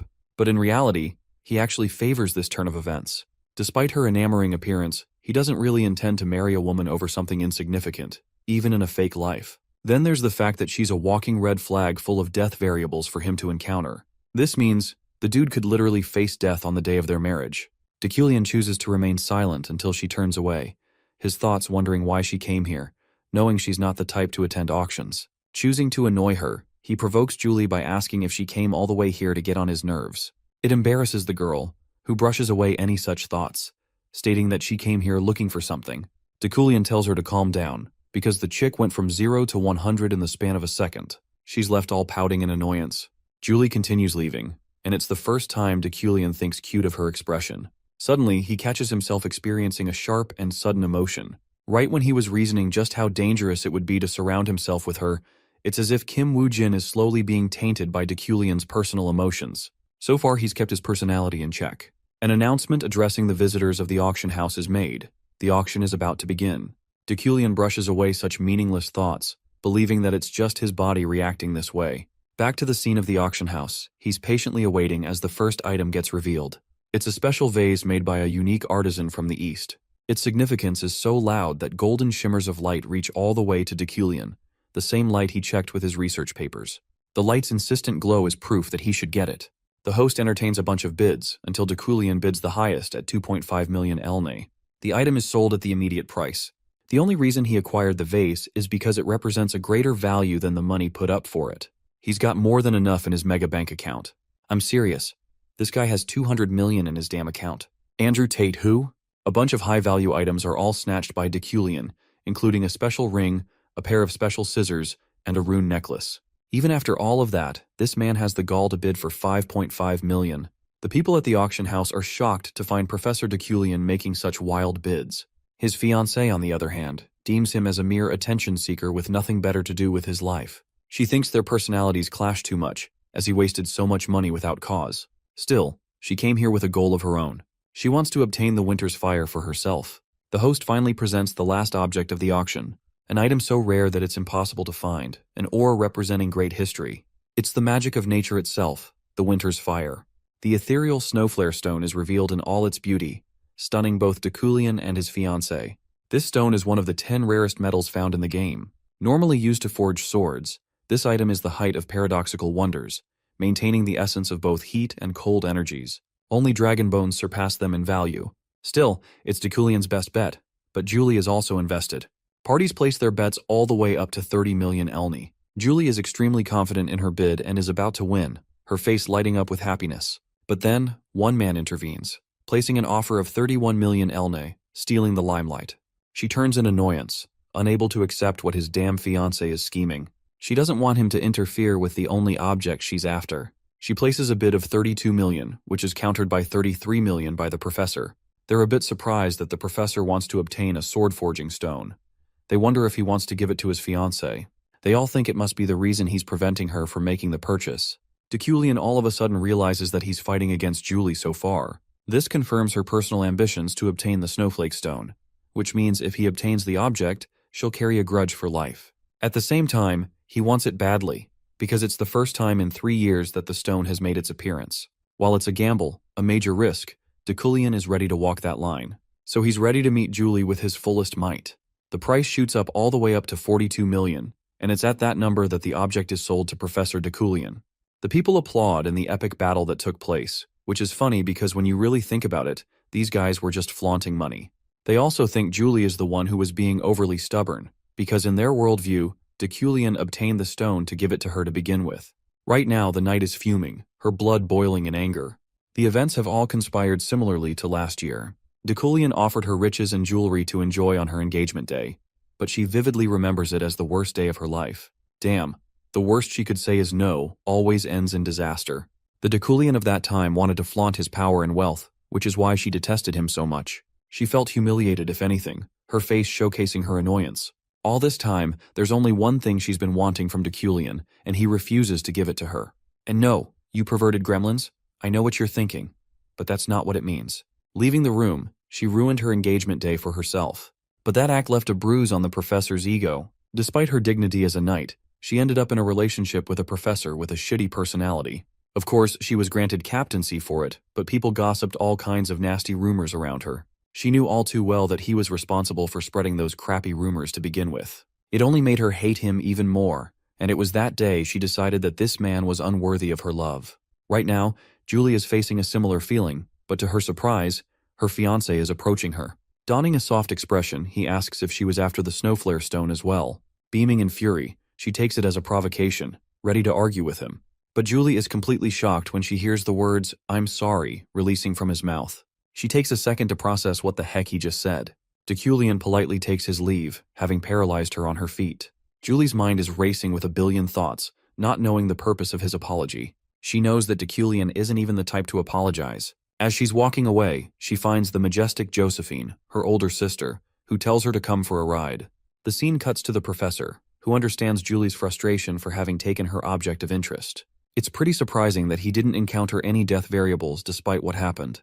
It only makes him wonder about Deculein's original asshole personality, which led her to take his life in one of the routes. In any case, he is welcomed home by his maids, who seem to be visibly upset by something. When they mention Yariel's visit, Deculein freezes at the sight of his half-sister. The girl vanishes and appears right behind him, confronting him for having spent so much money recklessly. She wanted to spend it on mines, and yet here he is, casually dwindling it on an auction. To salvage the situation, he tells her that he brought something that will return them the money with profit added on top. But of course, his sister is extremely pissed, pinning him as a man who is using her like a disposable piece of garbage. Even Deculein understands that the current situation is dangerous. His poor sister is sobbing that she's only there to clean up the consequences of his reckless actions. I honestly think she's so valid for confronting him. Yariel highlights their financial troubles, with her doing her best to support them, and yet he spent all of her precious money. Her aura shifts in a tinge of red, her voice adopting a serious tone, marking him as an asshole who gambled all of the money that rightfully belonged to their estate. Deculein is on red alert by his sister's pulsating dangerous aura. His villain's fate attribute activates at the sight of danger, meaning he's near enough a death experience. There's also the sight of a golden light coming from her aura, which leads him to an understanding. If he doesn't do something about the situation, he's destined to die. And if he does intervene, it may rack in a lot of profits. It's basically an opportunity hidden in catastrophe. Of course, Deculein knows just the way to handle this situation. He tells Yariel not to worry, which is arguably the worst way to handle the situation after what she just said. She roars at him with her concerns, highlighting every single problem she went through, the struggles she faced just for the sake of her ungrateful ass of a brother. In response, Deculein tells her that she didn't have to suffer through all of that. Again, Yariel points to him for being the reason they actively lost so much money after the death of their parents, and the fact that he obliterated $150 million in one day is no joke. To make her shut up, Deculein shocks her with a declaration. He's ready to hand her the position of the head of the house. It stops her dead in her tracks, unable to comprehend what he just said. Deculein reiterates his point, confirming that he'll do exactly as he said. Yariel went from nearly murdering him to now being flustered at his comment. She thinks he's fucking around, but he thinks she's just dragging it out. Deculein even states that he's ready to swear on it if she's refusing to accept his words. Yariel is shocked that he's willing to go as far as to take a dangerous oath, risking death just to keep his word. She doesn't know where all of this is coming from, even wondering if he suffered a concussion on the way here. Her brother is fine with her refusing to believe him. Yariel inevitably accepts, though she's ready to put him in the grave if he goes back on his words. Saying so, she leaves immediately to fix his latest mess. With Yariel gone, Deculein gains 2 points for preventing a death variable. He takes a sigh of relief, grateful that nothing major happened. He's fine with handing over the position without worry. He thinks if things continue to flow at this rate, his escape is near. Interestingly, Ganesha surprises him with her presence, commenting that his words were really true, that he's adamant on changing. She leaps in, apologizing for dropping by. She couldn't believe her eyes just now. Deculein thinks it's nothing special. His sister would just make up for a better househead than him. The adventurer reveals the truth about his sister Yariel, who doesn't have an inkling of the Deculein family's blood. This comes as a shock to Deculein's system. He never could have predicted this turn of events, as it wasn't even supposed to be in the original game. Ganesha drops a bombshell that his sister doesn't have a single drop of Deculein's blood in her. He'd already known that they weren't directly related, but learning that there was no blood connection at all still comes as a surprise. Seeing his reaction, Ganesha reminds him that he was the one who requested the investigation in the first place. However, Deculein remains unfazed, stating that it doesn't matter to him. This response catches Ganesha off guard, as she never expected him to be so indifferent. Even so, she agrees to keep it a secret. As she turns to leave, she shares another piece of crucial news that the 6 snakeheads have begun to move. These individuals lead a notorious criminal organization, and each of them carries a bounty worth millions. Before leaping out the window, the adventurer pauses to warn Deculein.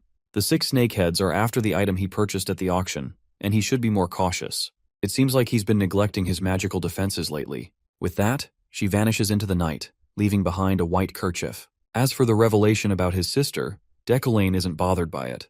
To him it changes nothing. After all, he isn't the real Deculein, and whether she's biologically related or not, he will always consider her family. Meanwhile, in the forest, Ganesha and her men sit around a campfire, discussing Deculein's recent change in demeanor. She seems flattered by his words, but one of her men teases her, pointing out that she has always had a soft spot for handsome men, making her opinion biased. Ganesha, now furious, threatens to cut him into pieces. As the argument escalates, Rayleigh, an adventurer and a relative of Julie, expresses her surprise at Deculein's apparent human side. Dusting herself off, Ganesha confirms the change and assures everyone that they no longer need to find a magic slave for Deculein. She suggests they return and instructs the group to keep everything they heard today a secret.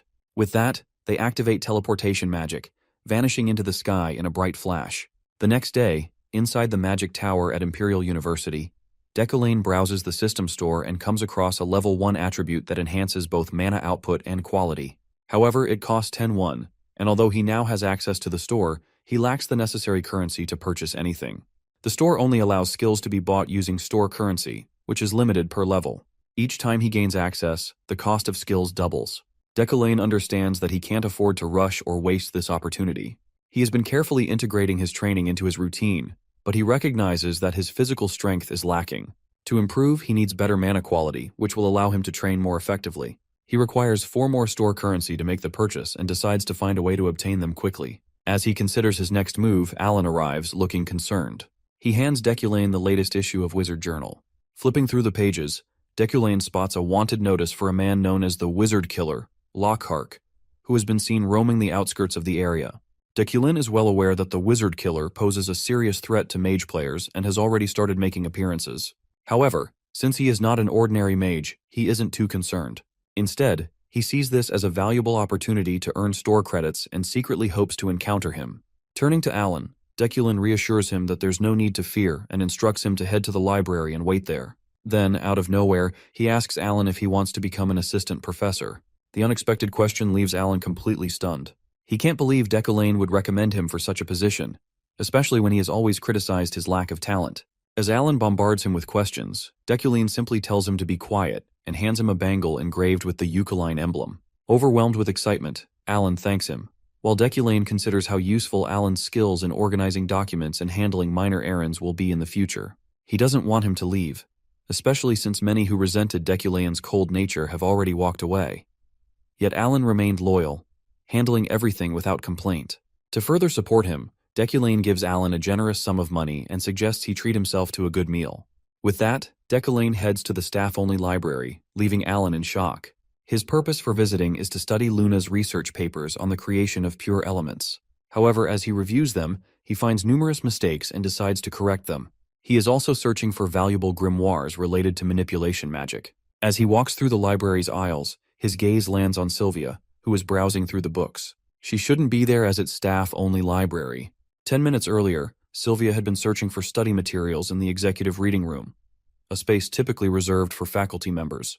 The librarian, initially reluctant, is overridden by the professor, who grants Sylvia access, citing her status as Ilad's successor and the current year's rookie mage. With no choice but to comply, the librarian allows her to browse freely. Sylvia, whose passion lies in studying literature and languages, has come specifically to find a novel written in FNL, the language of the long-extinct fairies, making such books extremely rare.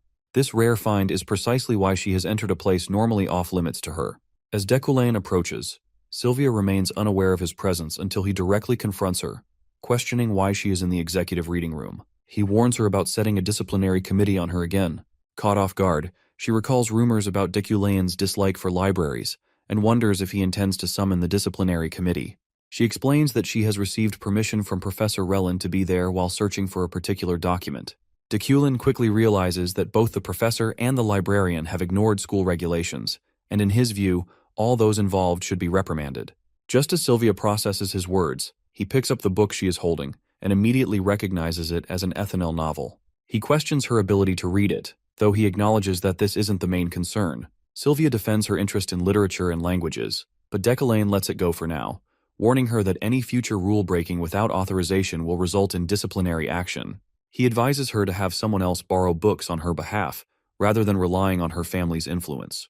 As Deculein walks away, Sylvia silently fumes, feeling humiliated by his words. Sylvia had only wanted to understand the fairies, yet Deculein had challenged her ability to read the novel, citing the inconsistencies in the Ethanel language. However, he hadn't given her unauthorized presence much weight. Meanwhile, in the jungle, a group of adventurers are navigating a dense forest while hunting a magical beast. Deculein observes them, noting their steady composure despite this being their first practical training session. They are in the Mountain of Darkness, a place of significance and strict security for the Magic Tower. These forests also serve as the training ground near the university, known for its abundant magical resources. However, the area is also highly dangerous due to the presence of venomous creatures, leading the Magic Tower to enforce protective barriers and constant patrols. Professor Relin is worried that currently, the position of head professor overseeing this area is vacant. To everyone's surprise, Deculein steps up and volunteers for the role, earning the approval of his colleagues. As he takes charge, another professor silently acknowledges that this is exactly how a leader should act. Internally, Deculein is driven by a side quest notification, the Darkness of the Magic Tower, which offers store currency and an additional achievement reward. A mysterious pull draws him toward the mountain, likely the true reason behind this quest. This quest signals a major shift in the game, turning it into a horror experience. As the head professor is decided, everyone starts to pack up and start the venture. 9 hours later, at the cafe near the Magic Tower, Ephraim and her friends are enjoying snacks. Celebrating her achievement of reaching 100,000 NA, she eagerly offers to treat them. Their conversation drifts toward the anticipated approval of their club and plans for their first gathering. Her friend brings up a recent training session at the Mountain of Darkness, where 50 participants had volunteered despite occasional mishaps. Suddenly, a scream cuts through the air, followed by a tremor. Rushing outside, they spot someone running and crying out for help. Julia hesitates, sensing that something is wrong, and shouts for Ephraim to stop, but she keeps running. After a short distance, Ephraim stops, turns around, and is shocked to see that her friend has vanished. Disoriented, she finds herself in an unfamiliar location, completely separated from her friends. Recalling the person who had been calling for help, she spots a figure and calls out to them. However, as they approach, she quickly senses danger. The person lets out a horrifying scream, revealing a monstrous form. Now certain she is under attack, Ephraim readies herself to fight. Just then, Deculein unexpectedly appears, startling her. She immediately accuses him of harming the woman, questioning his authority to attack a civilian. Deculein, unfazed, tells her to take a closer look. As the illusion fades, it becomes clear that the figure is not human but a demon. Deculein explains that Sylvia had been caught in a deceptive spell, a common trick used by demons. Ephraim attempts to step in, but Deculein coldly tells her to stay out of it. The demon suddenly lunges at Deculein, forcing him to engage. Furious at its attempted escape, he launches into battle, demonstrating his overwhelming power. Deculein, analyzing the creature, identifies its primary ability as illusion magic and notes the glowing core on its forehead. Thanks to his own resistance to mental attacks, the demon's illusions have no effect on him. Deculein's blood boils with rage, a result of his inherited Deculein lineage, one known for its exceptional strength in hunting demons. This bloodline not only purifies surrounding mana and enhances its quality, but also intensifies the user's aggression. The ancient legacy of the Deculein line, feared for its relentless pursuit of demons, comes alive within him. Deculein, fully embracing his instincts, swears to destroy the creature. His fury surges as the monster demon charges at him with all its power. Meanwhile, Deculein just completes the side quest, earning store currency and officially defeating his first demon. With the Deculein attribute now unlocked, he calls the creature filthy before finishing it off. However, upon closer inspection, he is shaken by its appearance. A realization strikes him. The presence of this demon is not random. It is a sign that the game, even without a player, is moving forward. The next day, in the university building, Ephraim wakes up disoriented and terrified, letting out a scream as she finds herself in a ward bed. The nurse beside her asks if she is awake. Ephraim vaguely remembers being in the forest but struggles to recall specific details. The nurse informs her that a demon had appeared at the Mountain of Darkness and that she had been caught in its illusion, causing her to lose consciousness. She was found and brought to safety.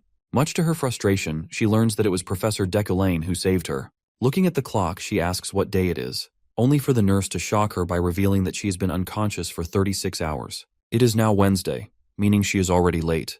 Spotting her two friends, Ephraim rushes to class, barely making it in time.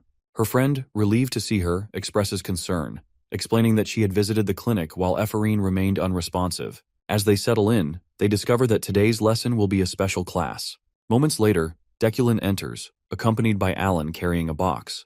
Ephraim, puzzled, wonders about his identity. Without hesitation, Deculein announces that this is Alan, who will be assisting him as a teaching aide. The students are surprised by Deculein's decision, as he was known for teaching alone. Many speculate that becoming his teaching assistant could be a way to build one's resume, though with Deculein, that seems unlikely. Ephraim is reminded of her father, who, despite his skills, was unable to secure a teaching assistant position at 30. She questions Deculein's sudden decision to take on a mage as an assistant. Deculein announces that today's lecture will be based on experience. The students, including Sylvia, are given a 3-hour task with a timer.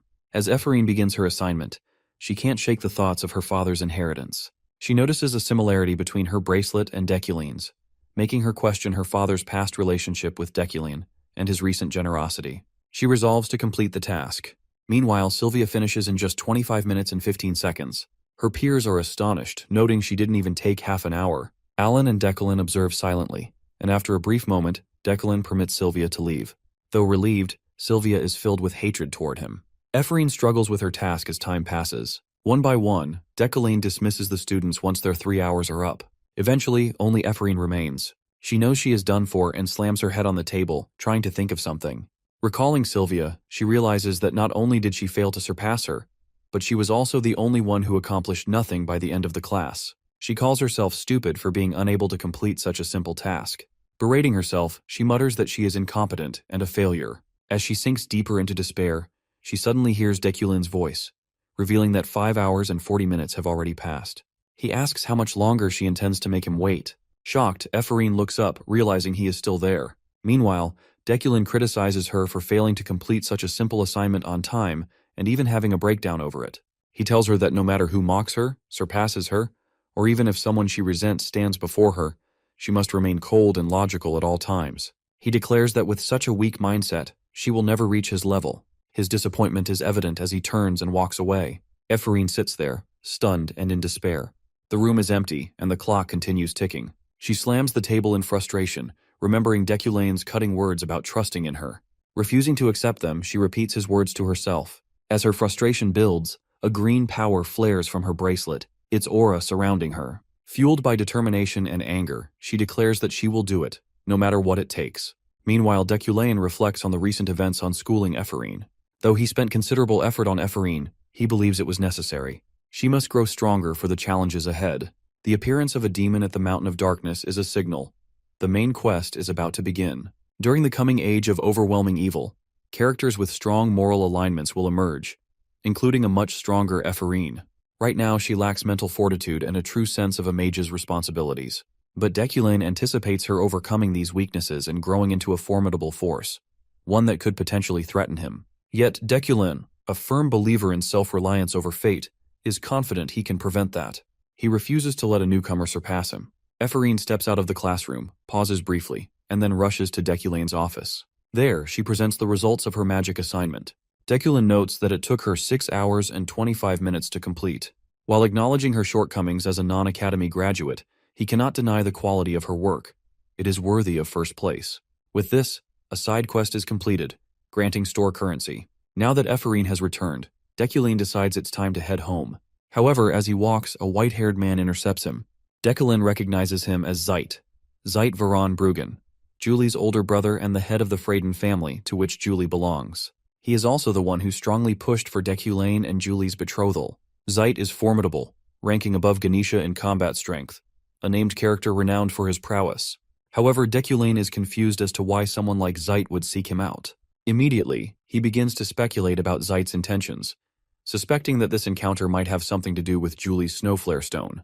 Though Deculein bears no hostility towards Zeit, He remains on guard, uncertain whether this meeting poses a serious threat. Zeit, however, just voices his concerns regarding Deculein and Julie's recent interactions. He casually suggests they have dinner together, framing it as a friendly gathering. Deculein, seeing little choice, agrees without hesitation. Satisfied with a quick response, Zeit assures him that he'll arrange everything and even tailor the menu to Deculein's preferences.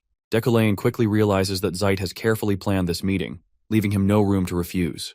Understanding how much Zeit values his family's standing, Deculein knows that going against his plans could be risky. The following day, at the Frieden household, Julie reacts with immediate frustration upon hearing about the dinner. She expresses her disdain for Deculein, arguing that her rigorous training schedule leaves no time for such events. Zeit, however, dismisses her complaints, calling her reaction childish over something as trivial as a snowflare stone. Growing irritated, Julie listens as Zeit speculates that Deculein must have purchased the rare metal, typically used for forging weapons, with the intention of giving it to her. He goes further, stating that if Deculein were to present it as a gift, she would likely end the engagement on her own. Julie's frustration only grows, but Zeit remains firm. With his anger boiling, he advises her to think carefully, reminding her that emotions have no place in political matters. He pointedly asks if she harbors any romantic feelings, noting that, as far as he knows, there aren't any men who love her. She immediately denies it, insisting it's nothing like that. Zeit then asks if her concerns stem from Deculein's poor record, but she also denies that, stating it has nothing to do with him. Her response only irritates Zeit further. However, despite his frustration, he accepts her answer. Preparing to leave, he instructs her to be on time and to resolve any lingering issues before the meeting. As soon as Zeit leaves, Julie, unable to control her emotions any longer, lashes out, swinging her sword with tremendous force in a fit of rage. Her slashes create a powerful blast, shaking the surroundings. Meanwhile, her subordinates stand behind her, silently observing. Witnessing her outburst, the subordinate comments that her sword is turbulent. His name is Veron, a member of the Order of Hiddecain and Julie's subordinate. Julie quickly apologizes for showing him such a disgraceful side of herself, but Veron understands. He also believes it is unfair for the current head of the household to pressure her into marrying someone like Deculein. Julie is warned not to speak ill of Deculein, though she insists that it doesn't matter to her. Seeing Veron fall silent, she turns away, ordering him to prepare as she gets ready to leave. Veron is deep in thought, contemplating the path he has chosen to prove his loyalty. It's a task that only he can accomplish, and he is determined to see it through, believing it will bring Julie happiness. At the Berkt Assembly of Elders, a conference is underway regarding the appearance of a demon in the Mountain of Darkness. The elders discuss the magecraft they developed using mystic arts to combat demonic entities, realizing that it is now time to take action.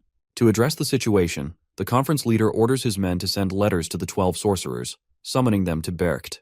With that, the letters are dispatched. Meanwhile, Deculein finishes organizing the items he obtained from the auction. He prepares to equip Rufarin's ring, which enhances mana recovery, and the ancient rune necklace, designed to store mana. Following Ganesha's advice to prevent theft, he plans to secure the rest of the items in a vault. However, an issue arises. The Frostflame Stone isn't responding as expected. While he knew it wouldn't be easy to use right away, he is surprised that his telekinesis has no effect on it.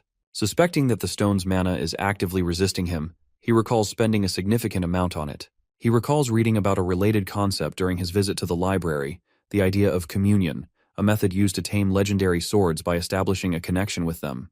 He wonders if this process involves forming an understanding of the sword itself. Deciding to attempt it himself, Deculein reaches out to the stone. The moment he makes contact, a sudden surge of energy pulses through him. To his surprise, he successfully gains a 0.1% comprehension of it, increasing his mana by 300. However, at this pace, he estimates that fully mastering it would take at least a year, as it demands an immense amount of mana. Wondering if this slow progress is his only option, he sets the thought aside for now and shifts his focus to his upcoming plans. Reviewing his schedule, he notes the dinner arranged by Zeit. However, upon noticing the date, he tenses. This event was scheduled before he possessed this body, and in just 3 days, the death anniversary looms. Both events weigh heavily on his mind. When Deculein arrives at the restaurant, Von Meschel, Veron is already there. Julie, who left earlier, should already be inside. Zeit greets her warmly, complimenting her appearance. Deculein, catching sight of her, is momentarily taken aback. She looks stunning, a stark contrast to her usual battle-ready attire. He acknowledges the effort she put into her appearance, feeling a sense of admiration. Another figure stands beside Julie, having helped her choose the dress. Deculein, focused entirely on Julie, hadn't even noticed him at first. Then, an unexpected introduction takes place. he meets Josephine, Julie's sister. She isn't just any relative. She is a named character he must tread carefully around. She's someone who would use any means necessary to get what she wants. In other words, she is a sociopath. She is the mastermind behind Shadow, an undercover intelligence network that operates behind the scenes and possesses strength comparable to that of Zeit. Her only real attachment is to Julie, and anyone who threatens her sister risks invoking her wrath. Deculein understands why Josephine hasn't acted against him yet, but the way she watches him makes it clear. Her hostility is just beneath the surface, and if he ever crosses a line with Julie, she won't hesitate. As he steps into the room, Deculein immediately recognizes the situation as a critical and potentially deadly obstacle. To navigate it safely, he must prove his sincerity regarding Julie. Zeit wastes no time and directly asks Deculein when he plans to hold the engagement ceremony, reminding him that 3 years have already passed. Before Deculein can respond, Julie interjects, but Zeit stops her, stating that the adults are talking. Deculein is about to reply but hesitates, troubled by the immense aura emanating from Julie's sister. Looking at her, he declares that he is leaving the relationship entirely in Julie's hands, stating that if she doesn't want it, he will gladly accept her decision. Julie is visibly shaken by this statement. Zeit, concerned by how easily the engagement could be dismissed, voices his doubts, stating that the family heads won't approve of such a decision. Still trembling, Julie turns to the head of the family and requests a private discussion. Zeit thinks for a moment, then agrees, and he and Julie's sister leave together. Deculein watches them go, trying to decipher Zeit's true intentions. Meanwhile, Josephine, holding a glass of wine, also wants to know what they are planning. Deculein thinks about Josephine and realizes that she is using some kind of skill to listen in on the conversation behind the door. Given her earlier laughter, he suspects it was merely a distraction to conceal a listening device. However, he sees this as an opportunity. If he can convince Josephine that his love for Julie is genuine, he might be able to neutralize this dangerous situation. Looking directly at Julie, Deculein begins to speak. He declares that he has already spoken his truth, leaving her confused. He insists that the engagement isn't something he can simply undo at will. At this point, things have progressed beyond their control. Growing frustrated, Julie questions his reasoning. She reminds him that before their engagement, he used her influence to arrange it, even negotiating with his family's elders by offering compensation. Julie's anger flares as she raises her voice. She accuses him of pushing her away from dangerous battles, pressuring her to abandon her pursuit of the Imperial Order and instead take charge of the Order of Deculein, which operates under the Deculein family's watch. She also brings up the rumors he spread about her after she refused. Her fury is evident. She cannot believe he is still resorting to these tactics. Deculein acknowledges her words, admitting that he has knowingly manipulated her and forced her to stay, committing actions that cannot be justified. Julie, understanding Deculein's resentment more than anyone, refuses to be deceived. She declares that she won't fall for his schemes. Deculein concedes that he has held Julie back and admits the wrongfulness of his actions. She listens as he shifts his focus, pointing out that both her older sister and brother have overstepped their boundaries. If not for the weight of family reputation, they would have no reason to oppose breaking the engagement. As Josephine silently observes, Deculein pushes his argument further. He tells Julie that if she truly wants to pursue her dream of becoming a defender, she must leave her family behind. Deculein, with a disarming tone, admits that he lacks both honesty and loyalty, leaving Julie in shock. He confesses that he embodies the very opposite of the values she upholds, making him an unworthy match for her. However, instead of breaking off the engagement, he suggests they remain betrothed but never marry. This would free her from the web of complicated interests surrounding them. Though he wishes he could let her go completely, he offers his name as a shield until she is ready to pursue her dreams. He promises to wait, keeping the engagement intact. Julie, stunned by his sudden shift in attitude, demands to know the reason behind it. Deculein assures her that he expects nothing in return, only that she smiles for him once a month. He declares that this is all he desires. His words leave Julie flustered, and even Josephine is momentarily taken aback.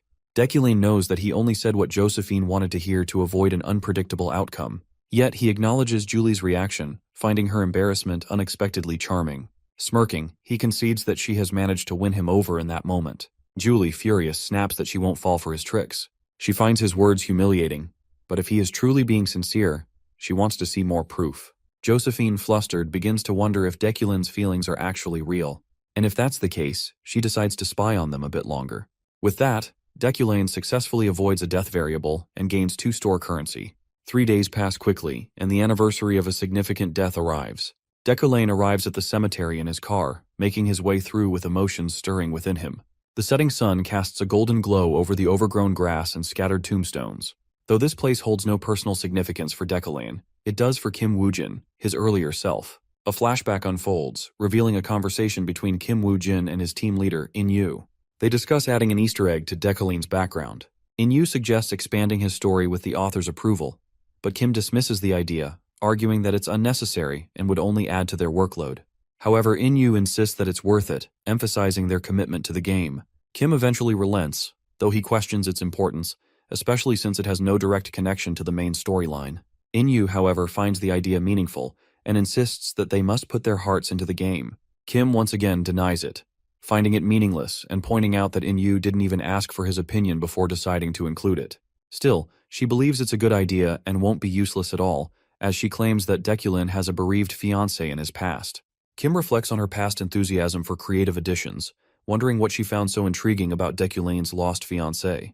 He contemplates whether it was done for their team's sake or simply a way to care for those around her.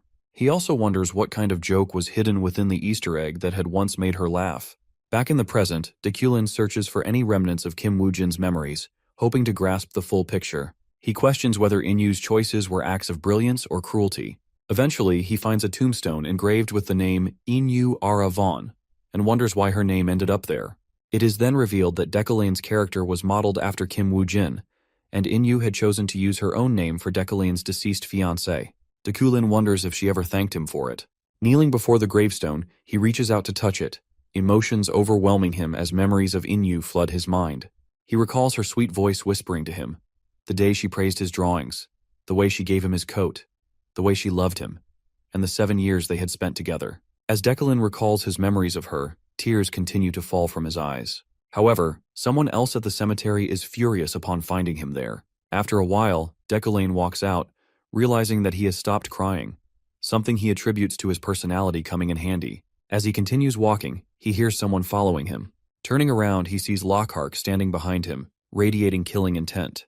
Lockhart, as Deculein recalls from his name, is surprised that Deculein already knows him. Lockhart, also known as the wizard killer Lockhart, is a mini-boss villain designed to be a nightmare for mages. His ability, magic nullification, makes him a direct counter to magic users. There are no real limits to his power beyond physical contact, allowing him to render magic completely useless within his range. Lockhart arrogantly boasts about his immunity to magic while relentlessly attacking. As he closes in on Deculein, our boy swiftly dodges his relentless barrage of strikes, moving with precision. Lockhart is shocked. Most mages would have trembled in fear before him, yet this guy is effortlessly avoiding all his blows. Annoyed, he unleashes a powerful strike at Deculein, only to be counterpunched in the face. Walking up to Lockhart, Deculein calmly states that fighting him is meaningless. Several days ago, Deculein finally managed to acquire 10-1 in store currency and purchased the mana improvement skill he had always wanted. This enhancement expanded his overall mana capacity. While testing it through repeated practice, he realized he would need to completely readjust, but he was thrilled to be able to unleash a greater amount of mana with the same effort. During his training, he discovered that the skill's effects extended over a larger range than expected. Then, as he grabbed his practice stick, he was shocked to see his hand sinking into it, making him realize that the skill had also increased his physical strength as a whole. After multiple attempts, Lockhart is finally defeated and lies on the ground in front of Deculein, utterly beaten. Deculein successfully overcomes the death variable, earning additional store currency. Reflecting on the fight, he acknowledges that while he initially believed his Iron Man attribute alone would be enough, the recent trade enhancements made the battle far easier than expected. Lockhart, stunned, refuses to accept defeat. Furious, he shouts trash talk at Deculein, accusing him of being a traitor. Observing Lockhart's intense anger and unusual abilities, Deculein quickly pieces together the truth. Lockhart is not an ordinary opponent. He belongs to the Red Film Race, a revelation that leaves Lockhart in shock. The Red Film Race, named for their distinct birth markings, are the descendants of demons. Scattered throughout the continent, they conceal their identities, as they are natural enemies of mages. Just as magecraft was originally developed to combat demons, the war between mages and the Red Film Race has been a defining conflict in the world. It is a major element of the game's lore. Standing over the defeated Lockhart, Deculein realizes that, due to their heritage, the Red Film Race is constantly at risk. He suspects that a large-scale purge is underway. Though he understands the suffering Lockhart's people have endured, he points out that killing innocent mages would only turn him into the very monster he despises. Lockhart, furious, demands that Deculein stay silent and finish him off. Instead, Deculein surprises him by expressing his belief that the red film are not inherently evil. Lockhart, disbelieving, accuses Deculein of hypocrisy. Deculein calmly states that the only time he has ever lost control of his instincts was when he faced a true demon, something ingrained in his Deculeins bloodline. For generations, his lineage has hunted demons, and the reaction is buried deep within him. This is pure instinct for Deculein, something he cannot simply overcome. He questions whether he is losing his dignity and composure in front of Lockhart, or if he is wavering at his provocations. Making his point clear, he states that the red film are humans too and that he can trust them. As the other inspectors arrive, Deculein swiftly knocks Lockhart out cold to ensure he can be safely arrested without resistance. One of the inspectors introduces himself as Ropa. While praising Deculein's incredible kicking power, he asks if he should kick the criminal a few more times for him. Deculein waves it off, saying it's fine. Then, using his magic, he uproots a nearby tree, shocking the inspector. Transforming the tree into a neutralizing rope, he hands it over and suggests tying Lockhart with it, as normal cuffs won't work. After that, Deculein asks if Ropa was patrolling the area, as he arrived quite early. This surprises the inspector, who explains that he came after receiving a report, which he assumed Deculein had sent. Deculein brushes it off, suggesting that someone else who heard the commotion might have reported it. With that, Deculein leaves, entrusting the situation to the officer. As he walks back, he feels relieved that he resolved the matter without bloodshed. That's a good outcome. He doesn't want to hurt anyone if he can avoid it. The following day, Yariel arrives at Deculein's training room to deliver a letter from Berkt, who has called for a meeting for the first time in 15 years. Accepting it, Deculein wonders if Yariel really came all this way just for that, as he believes it should be his duty to handle such matters. Opening the letter, he reads about the recent demon incident that took place in the Mountain of Darkness. The Berkt are summoning all mages for a meeting to discuss the situation. This marks the beginning of a new main quest for Deculein, titled Berkt's Call. The meeting is set for a week later, and he is permitted to bring one guard along. Yariel suggests that Jeff accompany him, but Deculein immediately refuses, pointing out that Jeff is merely their driver and has no idea how to wield a weapon. Despite this, Yariel insists that he should take a guard, as the journey to Berkt is known to be dangerous. Hearing her concern, Deculein is slightly surprised that she seems worried about him. Flustered, she quickly clarifies, rather loudly, that she only cares because she doesn't want him to die. With a slight blush, she offers to handle the matter of selecting a guard on his behalf. Deculein agrees to let her take care of it. Meanwhile, at Freyheim's outpost, Julie is occupied with training young knights in sword fighting. A vice captain watches everything unfold, mumbling to himself about what course of action he should take. Suddenly, Veron responds to his thoughts, startling him as he hadn't even noticed Veron standing behind him. Taking a moment to calm down, the vice captain reveals that a commission has arrived for their order, but he is unsure if the captain will approve it. Veron encourages him to ask, but the vice captain hesitates, revealing that the commission involves guarding Deculein. In reality, the request is to protect the entire train he will be traveling on, as they knew that if it were only about guarding Deculein himself, it would likely be rejected. Veron, however, advises him to accept the commission, pointing out that successfully completing it would boost their order's reputation and improve their financial situation. Despite this, the vice captain still worries about Julie's reaction. Veron cuts him off, assuring him that their captain would never let personal feelings interfere with a mission. With that, the vice captain finally decides to approach Julie about the commission, while Veron lingers behind with his dark and unspoken expressions. Brecht, also known as Alpines, is a high-altitude, formidable region in the continent's north, commanding respect and authority at 3,500 meters. It's home to the Elders, a powerful group of mages. Every magic school across the land submits to their ideas here, with the magic tower playing a key role. But what really sets Brecht apart is the floating island of mages. Even the legendary mages have to follow the decisions made in this place. By the looks of its immense power status, Brecht takes the high honor of being called the magic world's central pillar. Even the rarely occurring summoning assembly every few decades is a great honor, also a mark of true renown for any attending renowned sorcerer. In spite of that, a summons to Brecht is a double-edged sword whispered to the mage's grave. Now that this man lets out a surge of man, the man's presence fills the area with oppressive power. Aside from that, the train to Brecht platform, normal life continues here, including the usual farewells and daily routines. While the preparations are in order, confirming the workers' details, the Anne assures everything is in hand. Aside from the silver-headed girl nodding in agreement, she gives away her approval for this. Just then, the silver-headed girl, who is assigned to handle this today, announces his arrival. A man with a sharp-suited demeanor, with his face utterly blank, enters the scene with a kid who is practically vibrating with excitement. This kid is totally wide-eyed to spot snow in April. He couldn't believe it was worth it. Out of nowhere, this girl steps in to inform the professor that from this point forward, the Order of Freyheim will be handling the guard dirty for the first half of the train. Professor struggles to keep a straight face when he spots Julie, completely losing it in a clustered panic. Her face switches really quickly from ghostly pale to bright red in mere seconds. Still, she stiffens up and reassures the professor that they will do their best to keep everyone safe and make the trip as smooth as possible. Right this moment, a flashback hits Julie, which kickstarts her total freak-out mode. She is barely holding it down. Professor's voice rings in her head, recalling the last time he advised her to try smiling once a month. In a full-blown panic French, this firecracker wonders if that's the right time to show off a big smile, a wide grin, or just a slight one. She is left thinking, what's the purpose behind this idiotic stunt? While the professor and her stand in awkward silence, the lot notices this crazy tension and gives respect to their captain. Even though she totally loathes his existence, she looks to be trying her hardest for his sake. Cutting down the fuss, Veron decides to show up finally, declaring to be handling their guard duty from this point on. The professor does a scan of Veron, the baddie who just pops up out of nowhere. He lets the big shot know he is tasked with keeping them in protection, while the other two are just here to win their respects. Laughing his head off, this comrade gives Veron a good, hard pat on the shoulder. He asks the dude to cut it out already. Then he drops a quick intro, revealing that it's Veron, the mighty, skilled man known by the whole order. He mentions this guy is dealing with their guard assignment while claiming they are in good hands. Not taking his word for it, Professor checks him out with his sharp eyesight. He could feel no special vibes coming off him, considering it could be just his overthinking mind tripping. Moving on, Veron describes the mages as having full-blown security, with one escort talked per cabin.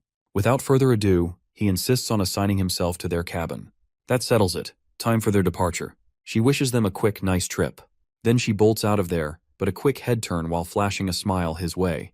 This forceful grin might crack her face soon enough. Meanwhile, the professor is totally clueless about what's up with her. Her lackey wonders if Julie is right in her head.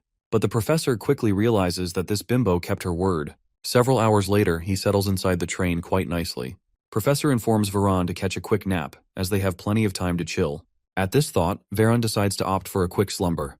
In the meantime, the professor's mind is left wondering over this summon from Brecht, aka the mage's grave. In his point of view, there's a big reason behind Brecht's superiority as the pillar of the magic world, while keeping up as the contrasting second face. He thinks it over if it has any relation to the unexpected events that rise to the occasion each time the summoning assembles comes by.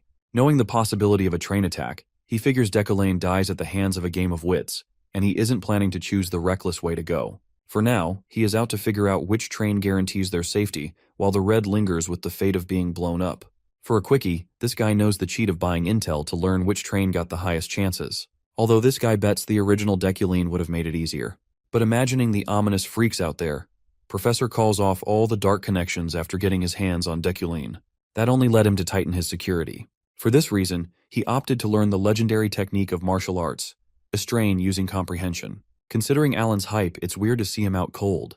Days ago, Alan practically cried in happiness for having the chance to accompany him towards Brecht. However, the professor is about to have a quick change of heart when he sees Alan's dripping snot. Turns out the professor is one big germaphobe.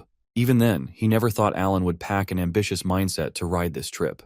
Soon reaching Brecht, he is quite shocked to see such a smooth ride in his wake. Even after blunt preparation, George's suit, jacket, and shoes level up his defensive capabilities and unleash his full potential of Midas Touch. Some time ago, thanks to Midas Touch's manipulative powers, helped him take Master of Clothes tailor to his needs.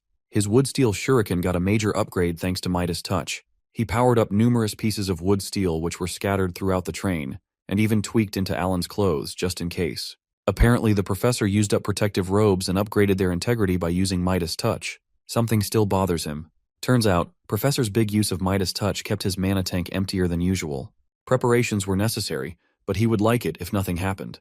He sighs in relief, as he craves that he would like it if things were super chill and nothing happened. But nothing goes his way either. Just then, the front of the train explodes in flames. Snowy peaks were passing by just about a few days before Deculein took off. This guy requests Blondie to put away her book for once. Brewing a small talk, he tends to ask if Blondie gets tasked with a buttload of assignments at the Magic Tower. Well, she nods at the first part, but she confesses to missing a few classes every now and then. This cranky lady isn't exactly thrilled about this whole situation. But this chill dude lets it slide, assuring her that it's all good. Her father even throws in a couple of praises to lift Blondie's spirits, acknowledging her works. Even though her mind is fixed on becoming an archmage, she still gives out her best. At that wild thought, Blondie scoffs, as she is convinced there is no future as an archmage if she can't even manage simple things. After this blunt conversation, she has no worries that concern Ephorine. Even then, she wishes to hear out Deculein's theories on this. Right about now, Blondie wastes no time in asking her father's legitimate reasons for planning this trip a little earlier. As Brecht's assembly is after a few days, so why such a rush? With a sigh, her father enlightens her that the importance of the trip to Brecht is nothing short of the graveyard of mages. All of a sudden, Blondie's newfound curiosity craves to know more. At that thought, her father lets her know that it's a legit story, while she always thought of it as nothing but a bedtime story. This hits her like a thunderbolt. Dropping the brutal truth bomb, he claims that each Brecht's summoning somehow takes the lives of mages. A few of them never make it back alive like 15 years ago, a total score of 11 tasted death. Taking a look back, he describes to Blondie that receiving an invite to Brecht is a testament to their family's prestige. Being chosen among 20 families, there is no backing out of this one. Not to mention, attending this event would totally carve their names in history books. But absentees are destined to face harsh expulsion from the regime. Not to mention, any absent family gets kicked out pretty quickly, and a new one takes their spot with no fuss whatsoever. That's when her father checks out Blondie's smarts, asking if she can pick an easy way to clear out the prestigious trash. Taken aback, she couldn't believe her ears. As it turns out, the infamous trip to Brecht is more than just an assembly, and does a quick job of dumping out trash. This ruthless game of ambitious sorcerers targets to take down the existing ones, carving their own path to prestige. That said, her father rests his case on explaining why choosing to travel early. Apparently, this dude's sources leak intel about a shady group scheming to ambush the late departing trains. As a precautionary measure, her father decides to take her along for the ride. This old man thought to let Sylvia know, so she could face the world's cruelty with a sane mind. Out of 12 traditional families, he believes that all the sorcerers must receive a penalty for brewing this nonsense. Without skipping a beat, he is quick to admit that straight up dying on their way to Brecht is basically just like dying a magical natural death.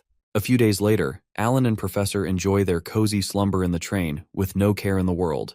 Right then, out of nowhere, a huge explosion snaps Veron and Professor back to reality, while Alan freaks out to spot a blinding light. Panic rises high as Alan has trouble speaking out his concerns. Without missing a beat, the little guy jumps a mile high in shock to spot the train floating in midair. As it turns out, the professor's quick thinking of using telekinesis took hold of the train and put it right back on track. While Astarn's martial arts were impressive, memorizing telekinesis before their departure came in handy. In the meantime, a bunch of creepers lurking on the train's roof are plotting a major heist, taking down a train packed with nothing but professors.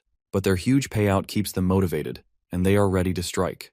Diving in head first, the professor smirks at this bunch of morons who think they can take on him.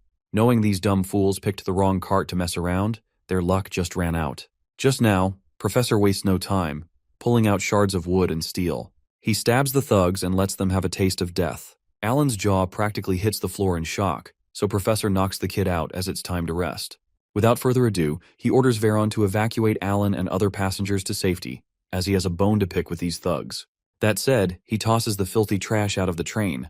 That said, he figures that Iron Man's 5 senses would easily map out the differences, but no time to overthink here. The professor gets on board to handle things here and sort this mess out later. He turns to the remaining thugs, letting them know they signed their own deaths today. While Veron stands guard to Alan, the professor gets their show rolling, alongside lowering the explosive damage, putting the train back on track, and taking the thugs to their deaths.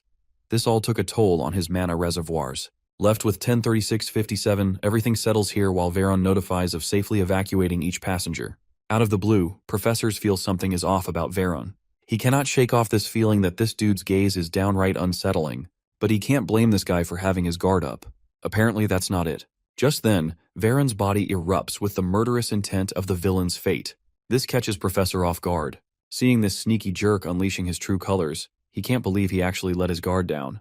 Thus, Veron admires Professor's survival tactics, but he is ready to kill him with his own hands. Things just got seriously creepy in here. With everyone out to safety, Veron fulfilled his duty, which left him to get his reward.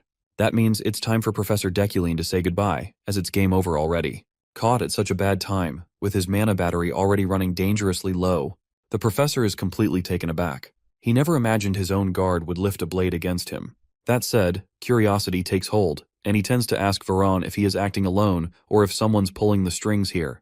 When asked if Julia is the mastermind behind this operation, Vernon's fury goes off the roof. boiling fumes, his murderous intent spikes as he glares at Professor, who got his breath numbered. That said, Veron orders Professor to quit mouthing his master's name from his filthy mouth. Dripping with fury, he warns Professor that any casual slip of the tongue might serve him much worse than what he has already planned. Even then, Veron thinks of Julia as an upstanding knight who wouldn't go to such lengths. His eyes are filled with bloodlust, and he is quick to announce that he plans on killing the Professor himself for Master Julia. With a look that screams kill, Professor can't seem to pinpoint what's wrong with this dude.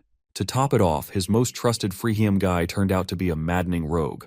That wasn't on today's agenda.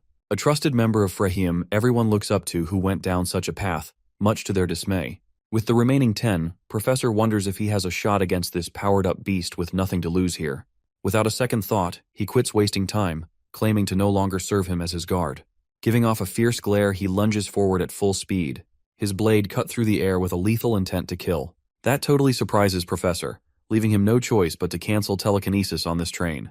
Just like that, the train goes off balance. Somewhere else, Sylvia's servant knocks on the door to see if Lady's ready to try out Breck's special snow cone. Without wasting another breath, this girl tells Sirio, the Elade's family, to eat it all.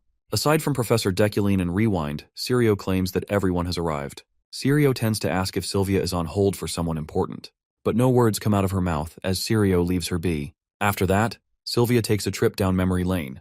Feeling a pang of guilt, she watches the whole thing from a distance. The day she visited her late mother, Cielia von Elemen Ilade, was just another normal day. She poured her heart out and kept ranting about her school life and how this one teacher, Deculein, gets on her nerves. His never-ending assignments are a pain in the head, and he possibly thinks of himself as the only professor alive or something.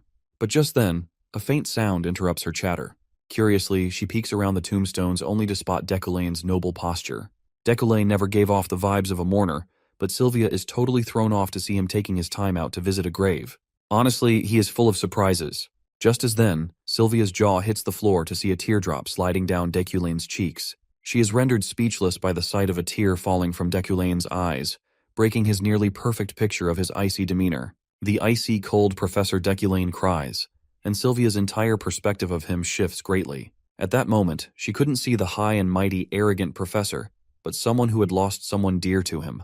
His tears look like shooting stars that live rent-free in her mind.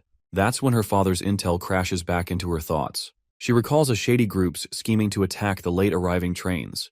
Growing anxious as Deculein hasn't made it to Brecht yet, she recalls his lecture notes. That motivates her to try out something, so she whips out a magic stone. Clutching this medium, she plans to make something out of this. Considering magic's 3 attributes built by using the caster as the source, she owns 3 primary colors of magic already. Channeling her mana, she shapes the magic stone into a bird. Swift. With a silent command, she passes her intentions, hoping it to be Sylvia's set of eyes. Swift takes a quick flight, ready to show her everything. Meanwhile, Professor Deculein is barely hanging in there with a few broken bones. Other than that, the train luckily didn't slide to the ground. Thanks to Iron Man, it would take a little time until he recovers soon. Hiding in there, out of sight, he thought he could buy himself some time, but Veron had other plans. That vicious freak out for Professor's blood wouldn't quit toying with him. Deculein can't believe this guy is still in one piece. He tries crushing his flesh when throwing a wood steel, but Veron dodges like a pro. His protective QI takes Professor by surprise, and Veron admires this dying dude's strong hold on life. Such a pitiful way to cling to life. These two engage in a fierce battle. In the meantime, the Professor has to admit Version had the upper hand all along. In his perfect condition, he knows defeating him wouldn't be an easy task. Right now, his mana battery is running super low and exhaustion weighs him down. This makes the odds roll totally against the Professor. Still, he isn't the type to go down without a fight. That said, the thought of Resolute pops into his mind. That's the ace up his sleeves now. This skill alone unleashes a full-fledged surge of mental power that lasts until the battle ends. However, if one resolves waivers, their body will remain standing and won't bend at all. With a disengaged mind, the magic would still work. Thus, Deculein won't ever bend in such a peril. Besides that, Veron is proving to be a raging monster out for blood, and goes full beast mode at Deculein. Charging at him with his sword, Deculein knows that Veron's one cut and he is as good as dead. He is left wondering if he will wake up again in his office or not. Suddenly, a splash of blood paints the whole room red, and Swift races to the crash site, as Sylvia's set of eyes. Veron's wild instincts go into overdrive and his mind goes haywire for vengeance. He leaps into action, ready to settle this once and for all. But something unexpected halts him in his tracks. A sudden interruption catches Veron's attention. He takes notice of the space around him wavering unnaturally, making him lose his footing and lower his guard. In that instant, Deculain's little trick plays out perfectly as he catches the lad off guard. In a flash, Veron's hand is suddenly split and thrown away with a fountain of blood. Letting out a blood-curdling cry, his screams cut through the chaos. But Deculein, still unsure of what just happened, knows one thing. It's time to end this battle.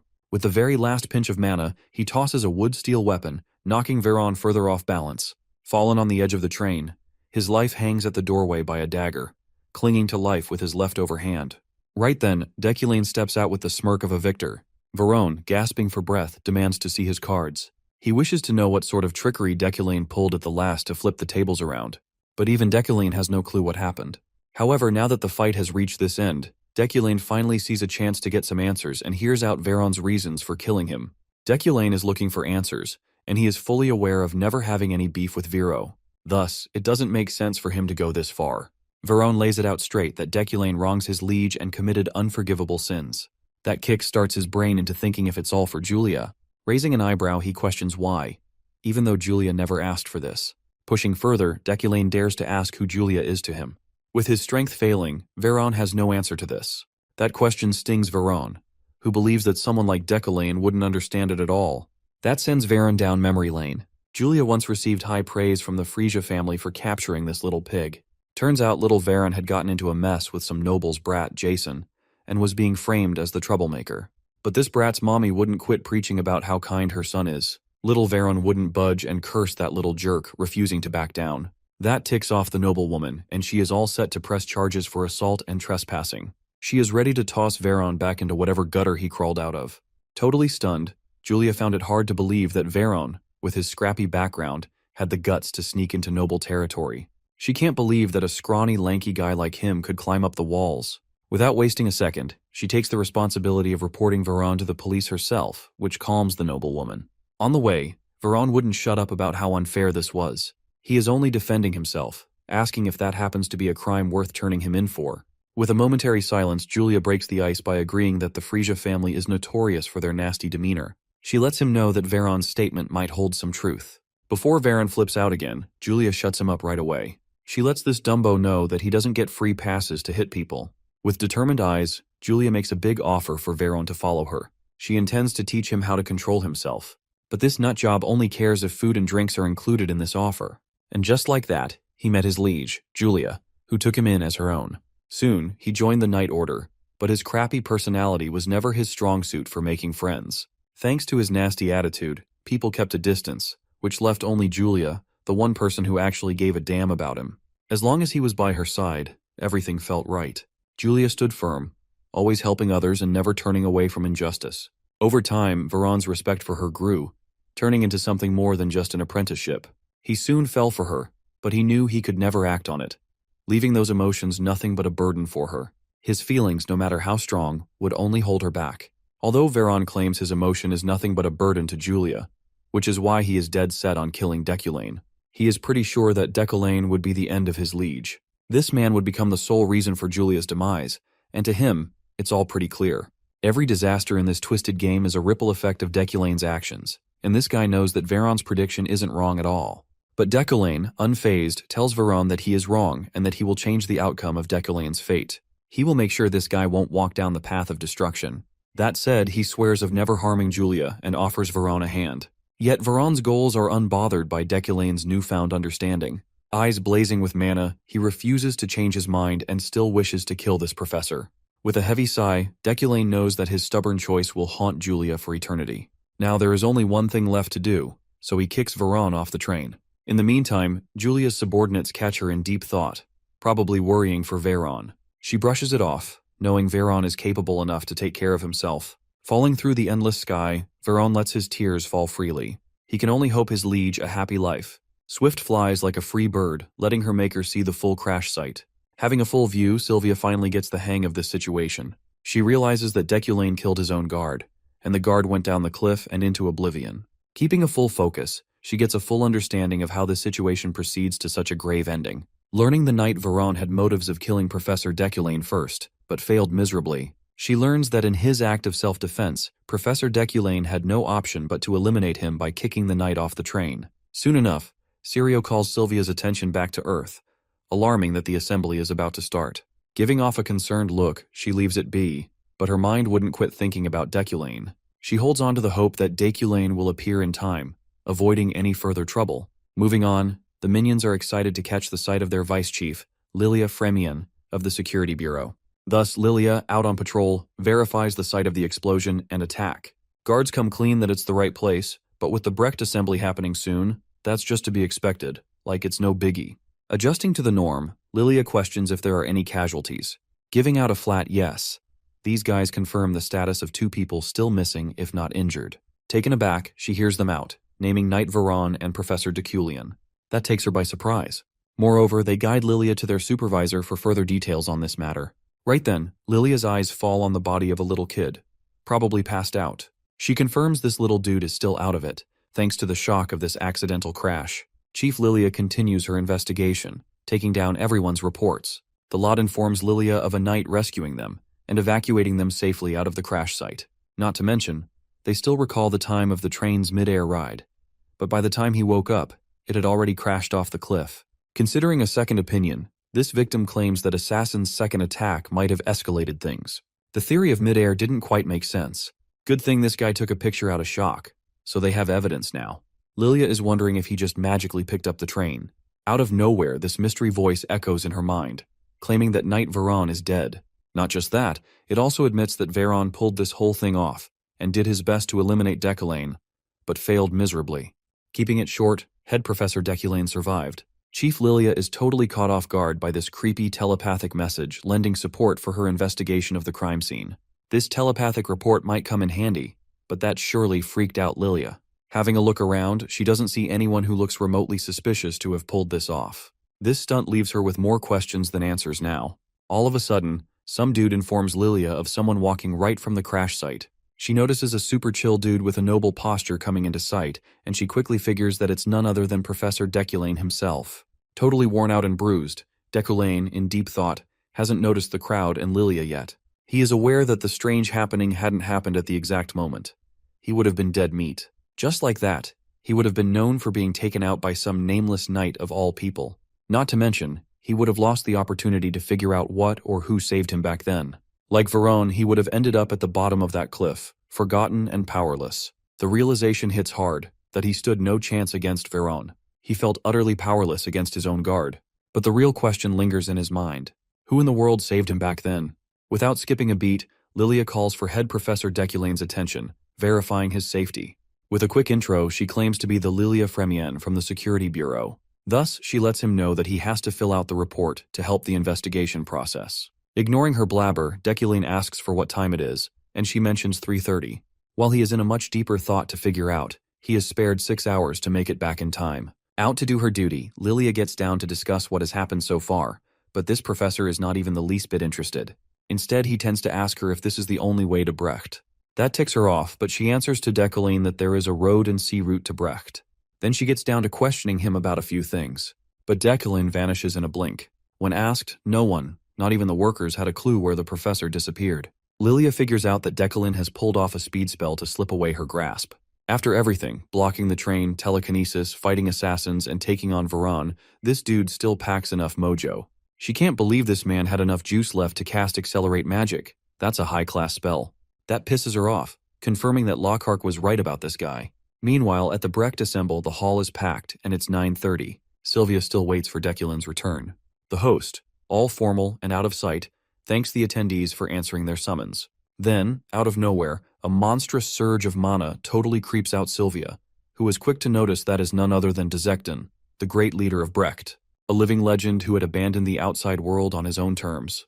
Looking at him, she knew to challenge the Archmage title, she had to reach his level. Now the roll call starts, marking the attendance of Giltheon of the Illid family, Ethansik of the Bran family, Barun of the Veorad, and Helm of the Rewind. Just when Eucline of the Deculein family's name is called out, silence flows to the table, with zero response.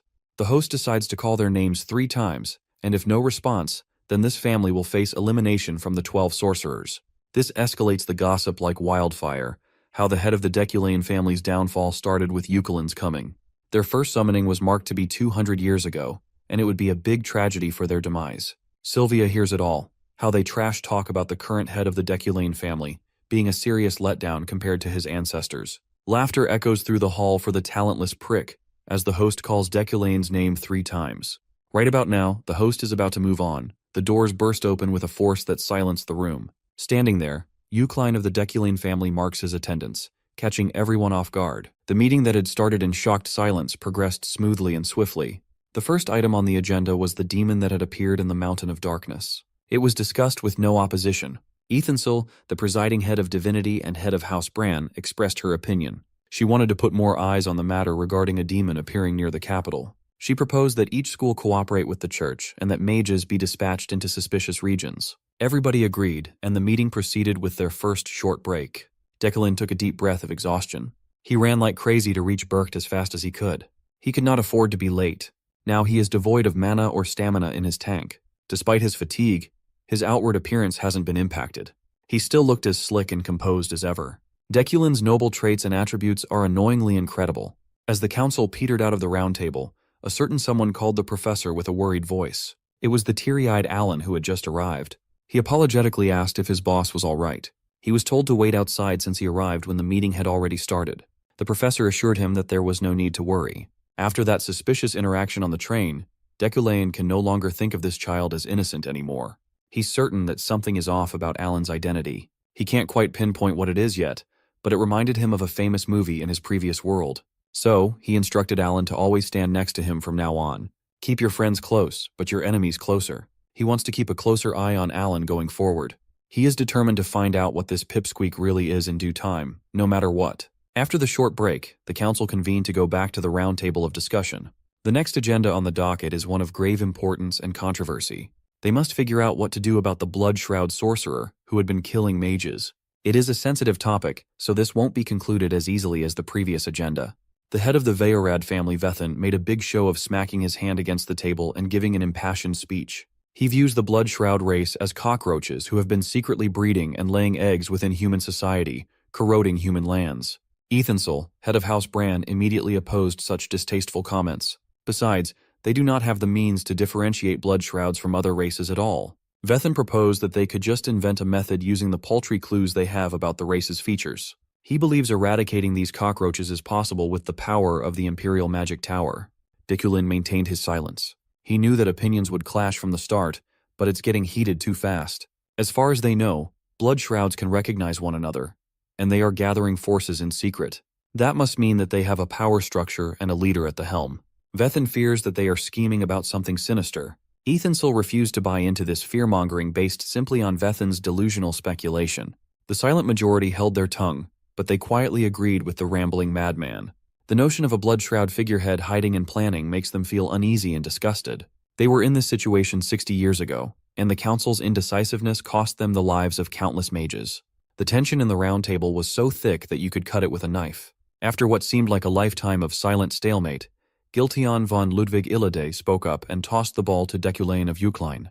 After all, the professor came from a long line of great exorcists who stood at the spearhead of eradicating demons since time immemorial. As someone from the present, Deculein is well versed in these types of situations. Blind hatred always leads to unnecessary grief and misfortunes. Setting the bleak future aside, suppressing the blood shrouds right now would be plainly wrong. Even if he can't stop the council's vote, he can always just delay their decision to the best of his abilities for the sake of the future main quest. The world had already branded the blood shrouds as the common enemy, a blunder for sure. So Deculein spoke up. While it is true that long ago the blood shrouds were viewed as humanity's enemy, reviewing every single piece of literature pertaining to the war would make it clear that all the bloodshed stemmed from a simple misunderstanding. Vethan grimaced upon hearing such a ridiculous statement. Deculein continued that 237 years ago, during the Rodrin witch incident, Rodrin was falsely accused and punished. From that incident, the Great Suppression occurred, leading to the death of countless blood shrouds. Refusing to accept the injustice, they retaliated. More blood was shed from both sides, and the cycle of violence continued. In Deculein's cold and fact-driven eyes, the incident 60 years ago simply got ugly because of politics. Some greedy pig discovered a mana stone mine in blood shroud lands and made up some ridiculous accusations to seize the precious resources. That greedy pig was one of Deculein's ancestors, a Deculein. Vethan had long since closed his ears, blinded by his rage. He is certain that those cockroaches are born with demonic energy coursing through their veins. The Deculein family should know that better than anyone. Deculein resented that implication. His family's tradition is hunting demons, not killing blood shrouds, no matter how hard Vethin tries to conflate those two different things. The professor asked that rambling man if he could take responsibility for all the heinous shit he's been spouting since earlier. Accusing humans of being demons is a serious crime. The one spouting such hateful rhetoric can easily be indicted of being the thing they hate most. With Vethin Veyorad stomping away like a child who didn't get what he wanted, the first meeting wrapped up inconclusively. The blood shroud agenda was moved to the next day. As the council went on their own way to retire to their rooms, we saw Giltheon doting on his daughter. He doesn't want to be separated from Sylvia, but an archaic rule demands that Berkt members be isolated throughout the summit. While the father was teary-eyed, the daughter was unamused. She prefers getting away from his dad as much as possible. Before going their own ways, Giltheon warned his daughter that the Berkt mages have abnormally high mana densities. With such a high concentration centered in one place, all sorts of magical phenomena can occur at night. It's imperative that Sylvia reads the hotel regulations. Upon reaching her hotel room, Sylvia changed into something more comfortable and looked at the extensive list of odd regulations. She reckoned that this ridiculous list is just a way to instill fear in young children. Deep into the night, she dozed off without any problems until something whisked her away from her dreams. She got up, feeling a dryness in her throat, and drank some water. Suddenly, her sleepiness vanished upon feeling an intense feeling of being surrounded by mana. The walls of her room seemingly peeled away, exposing a different plane. When she looked around, her bed and everything that was supposed to be there were gone. The space suddenly morphed into an unfamiliar hallway. Hurriedly, she pulled out the list of rules, frantically scanning if she accidentally made a wrong move. From her peripheral vision, she caught a glimpse of a bright light, peeling her eyes away from the piece of paper. The rules dictate that once the guest lies down in bed, they must refrain from waking until morning, or they may find themselves in a different place. Sylvia's simple act of getting up to drink some water plunged her into this bizarre situation. In the second hall where she stayed a couple of days ago, this kind of magical phenomenon didn't happen. Now that she's situated near the Assembly of Elders, an area with a denser concentration of mana, she was subjected to some sort of spatial travel. Sylvia had been too complacent. She thought she would be fine as long as she didn't leave the room, but that's clearly not enough. She tried to force herself to calm down and think of a clear solution, but the sinister presence lurking in the dark hallway made that impossible. Her instincts told her to get the hell out of this place, but she didn't know where to go, or even where she was. The Rosary Hotel is a one-story building, yet she sees some random glowing staircase leading to God knows where. The rules listed that one must not go up or down any stairs that may appear. It also said that upon encountering an open door while walking down the hallway, one must never dare to look, let alone enter inside. Sylvia closed her eyes and continued running. She believes that there must be an entrance that can take her back to normalcy. After running on a loop for what felt like forever, she desperately tried knocking on one of the closed doors to ask for help. However, hotel rules state that one must not respond to any knocks or noise coming from outside. She tried seeking help relentlessly, jumping from one door to another, growing more desperate and hopeless as the malevolent presence closed in. Filled with despair, tears fell from her golden eyes, and finally, someone responded to her desolate calls to be saved. The door slowly opened, filling the dark hallway with blinding bright light, and a familiar voice asked Sylvia if she was lost. On the other side of the door was none other than Professor Deculein. One look at his expressionless face gave Sylvia immense comfort and a sense of security. Deculein invited her in, and she gave her most genuine thanks as the dark presence warily retreated. The fire pit crackled, filling the room with warmth. Sylvia explained how she got up from bed for a brief moment and ended up in the hallway, being chased by an unknown entity. The professor expected as much. Berkt is the center of incredible magic phenomena. Furthermore, many spirits who have lost their consciousness to magic tend to stick around. Sylvia looked at the man's reliable frame, his never-changing appearance, unwavering gaze, and the air of steadfast nobility. She couldn't help but feel like Deculein was the only one who could have saved her. Her reverie was broken by a bizarre gurgling sound coming from the door. A slimy substance is slowly seeping through the tiny gaps in Deculein's entryway. A few moments later, the ghostly slime took the shape of a vengeful spirit made of pure darkness, hungry for life. Deculein didn't seem to mind the uninvited apparition and simply told his student to stay still. Suddenly, two pieces of minerals flashed past her.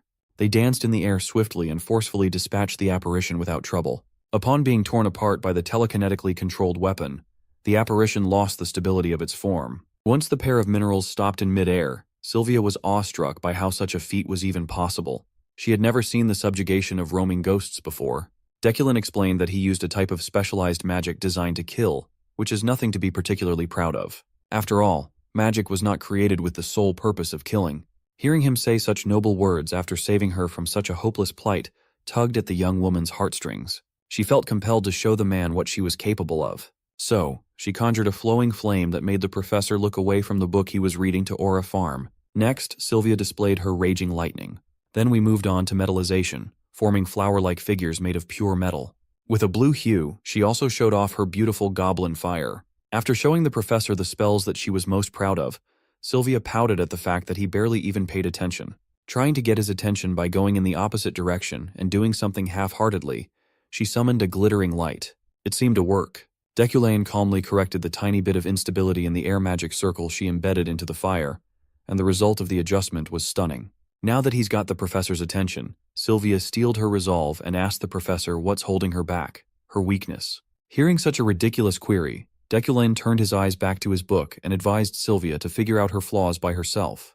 Like a child, Sylvia protested that he helped Ephorine to correct hers. She was mistaken. Ephorine found out what she was lacking by herself. Seeing the golden child of the current generation so frustrated at her already monstrous capabilities, the professor asked her to cease her impatience. Time is on her side after all. As long as she continues her dedication to the craft, improvement will naturally come. Like everyone else, she must slowly work towards the pinnacle, one step at a time, and avoid shortcuts. Sylvia is one of the only 3 people who possesses the talent to reach the top of the magic world, after all. For some reason, such a compliment from Deculein reminded her of the countless empty platitudes she had heard about her astounding talents fated for the next archmage. Since she was a child, she had heard it all, but even back then, she could see through the insincere and stale flattery. However, when the praise comes from Deculein, it feels reassuring and real, more genuine than anything she had ever heard. Since it was late and it was dangerous to walk in the hallways, Sylvia spent the night sleeping on the professor's bed. Don't call the FBI yet. Our boy spent the night at his desk, reading books. In the dead of the night, his study was interrupted by a whiff of opportunity. A golden light is calling him to come outside. An energy that he's never felt before is telling him to go out. So, the professor decided to go on a little late-night excursion. His wealthy magnate ability is tingling, and he's not one to turn down free treasure if he can help it. The mountain path is largely inaccessible, so he might just chance upon an incredibly rare item hiding in the woods. One of the reasons for the path's inaccessibility is the sinister spirits roaming around. One such spirit, an apparition with twisted limbs sprouting all over its body, tried to sneak up on Deculein to feed on fear.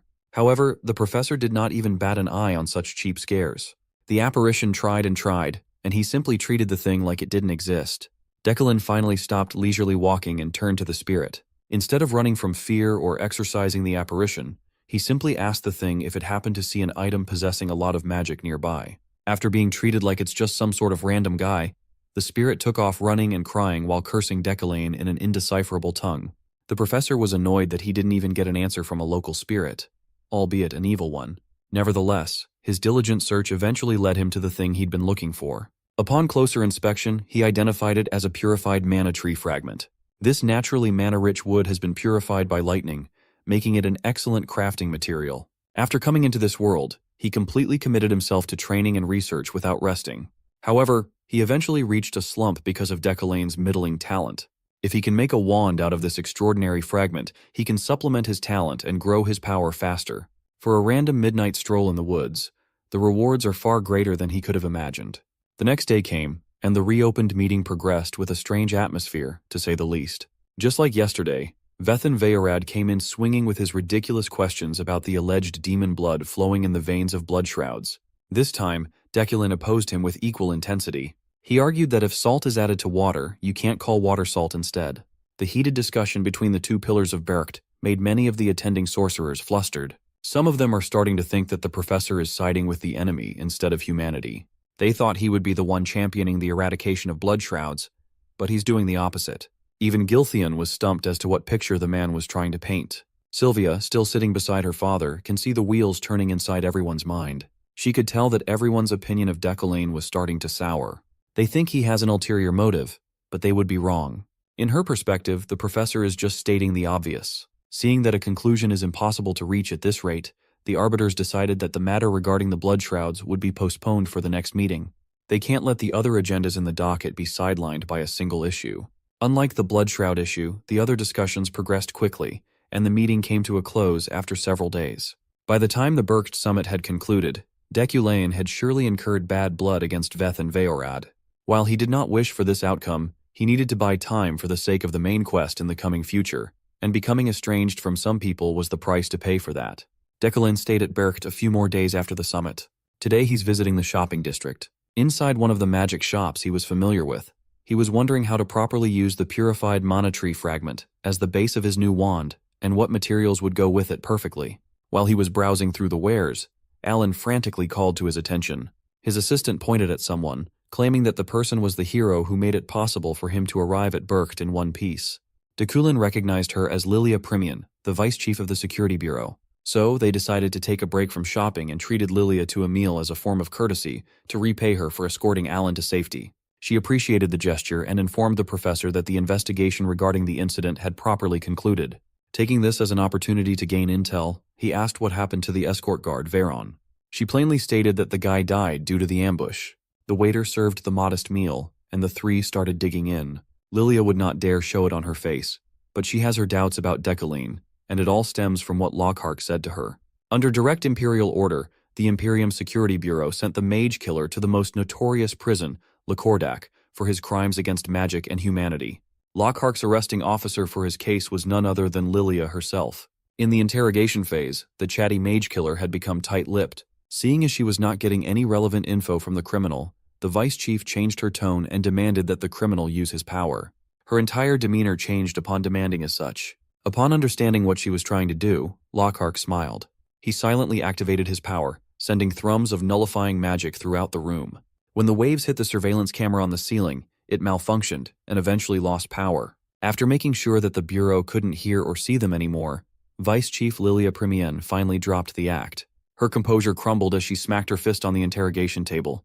With rage, she cursed Lockhart for being caught like a fucking idiot. She had already told the kid not to be rash, yet he continued sullying the name of their kind, setting back the Blood Shroud plan because he just couldn't stop killing mages. In all honesty, Lilia just wants to kill this imbecile to get it over with. If it's revealed that he's a Blood Shroud, the public opinion will worsen beyond repair, putting pressure on her. Lockhart does not respect what she's doing for the cause. He thinks she's just leeching off the empire that hates their kind. Blood Shrouds are seen as different immediately upon birth, but they are not so easy to expose. Lockhart thinks humanity is simply terrified of the demonic abilities they are born with. Even so, their kind are not the only ones who are born with said abilities. Another mistake that the criminal makes is provoking Deculein when they are supposed to silently keep an eye on the Eucleans. Currently, they are supposed to be observers. If the man causes any trouble, they will escalate to assassination, not the other way around. Upon hearing that the Blood Shrouds are thinking of killing Deculein, Lockhart uncharacteristically calls the man a true noble who should not be touched. Lilia was puzzled. What kind of true noble would have a mountain of criminal cases against him filed in the Bureau? However, the man that Lockhart saw had the grace of affirming that Blood Shrouds weren't demons, but humans. His eyes portrayed not a shred of doubt and only righteousness.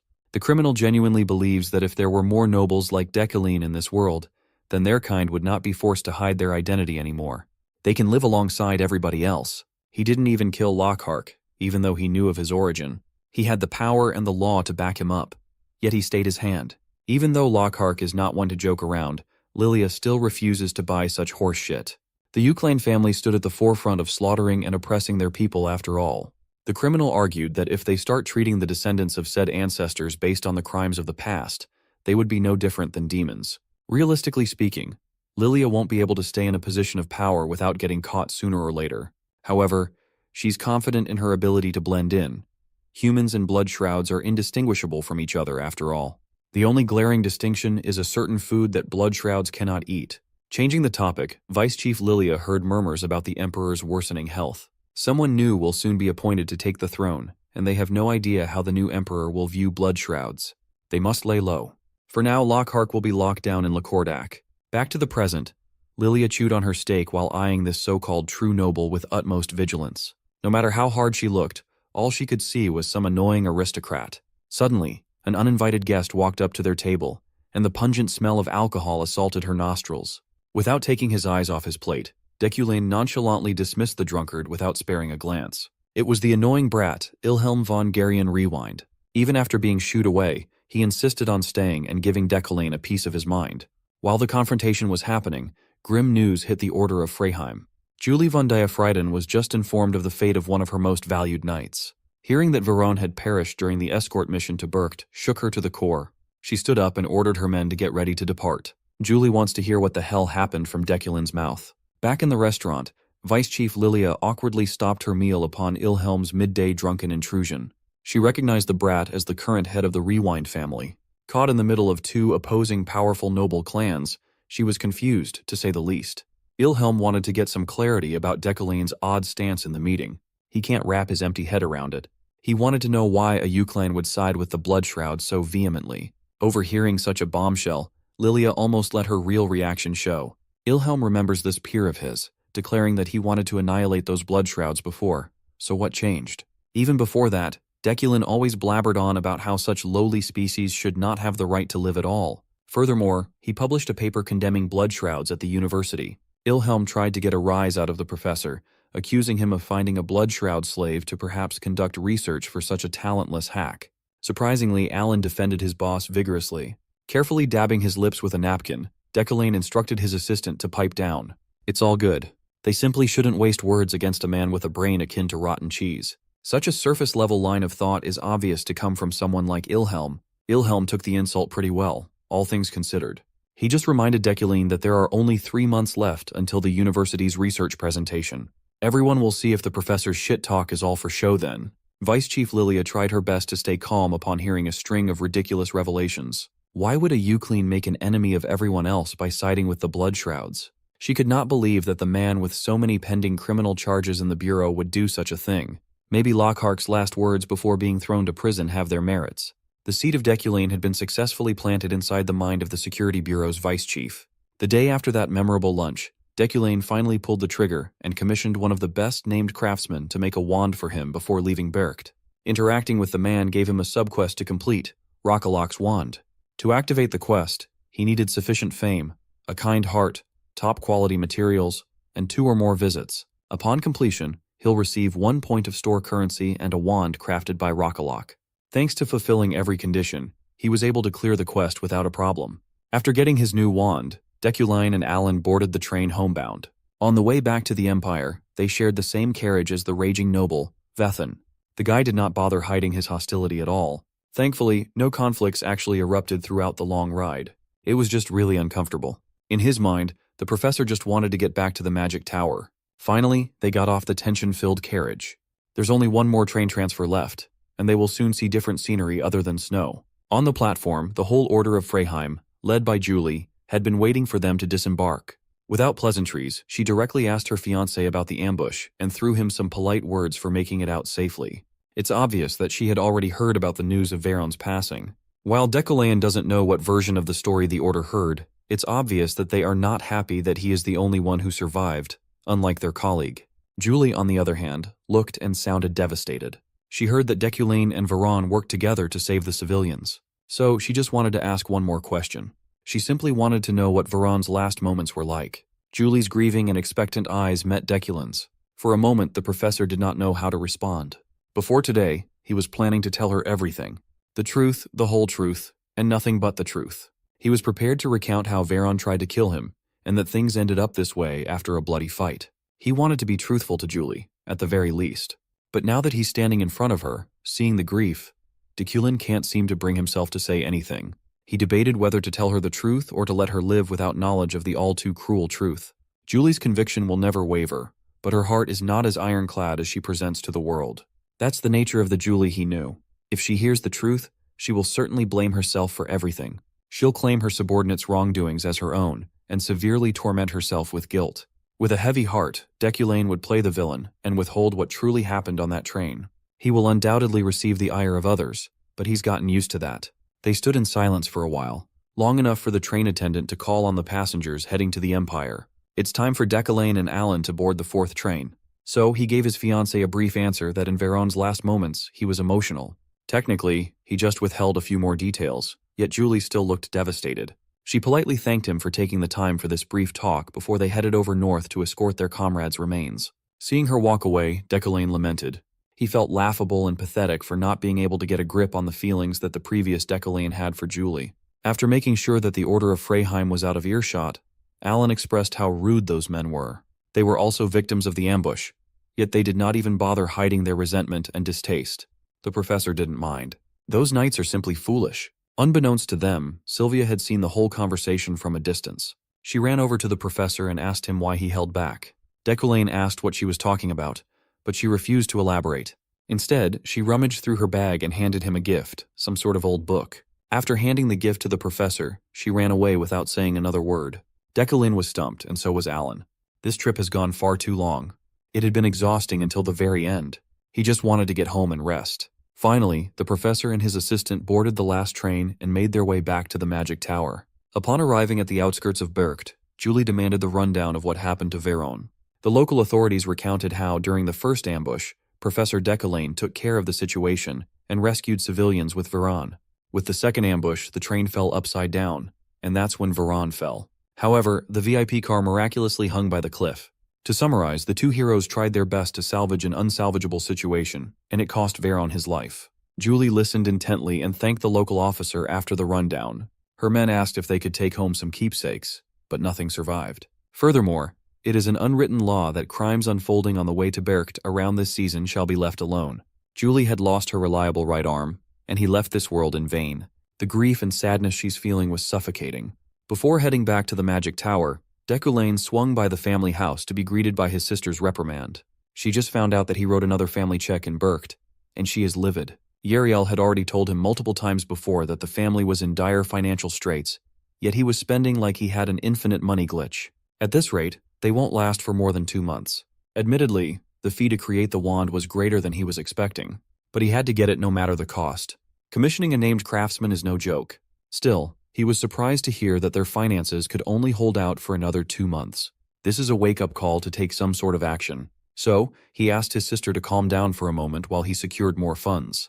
Deculein led Yariel to the warehouse where his recently acquired treasures were stored. This incensed Miss Euclein. She thought he was just flaunting his wealth.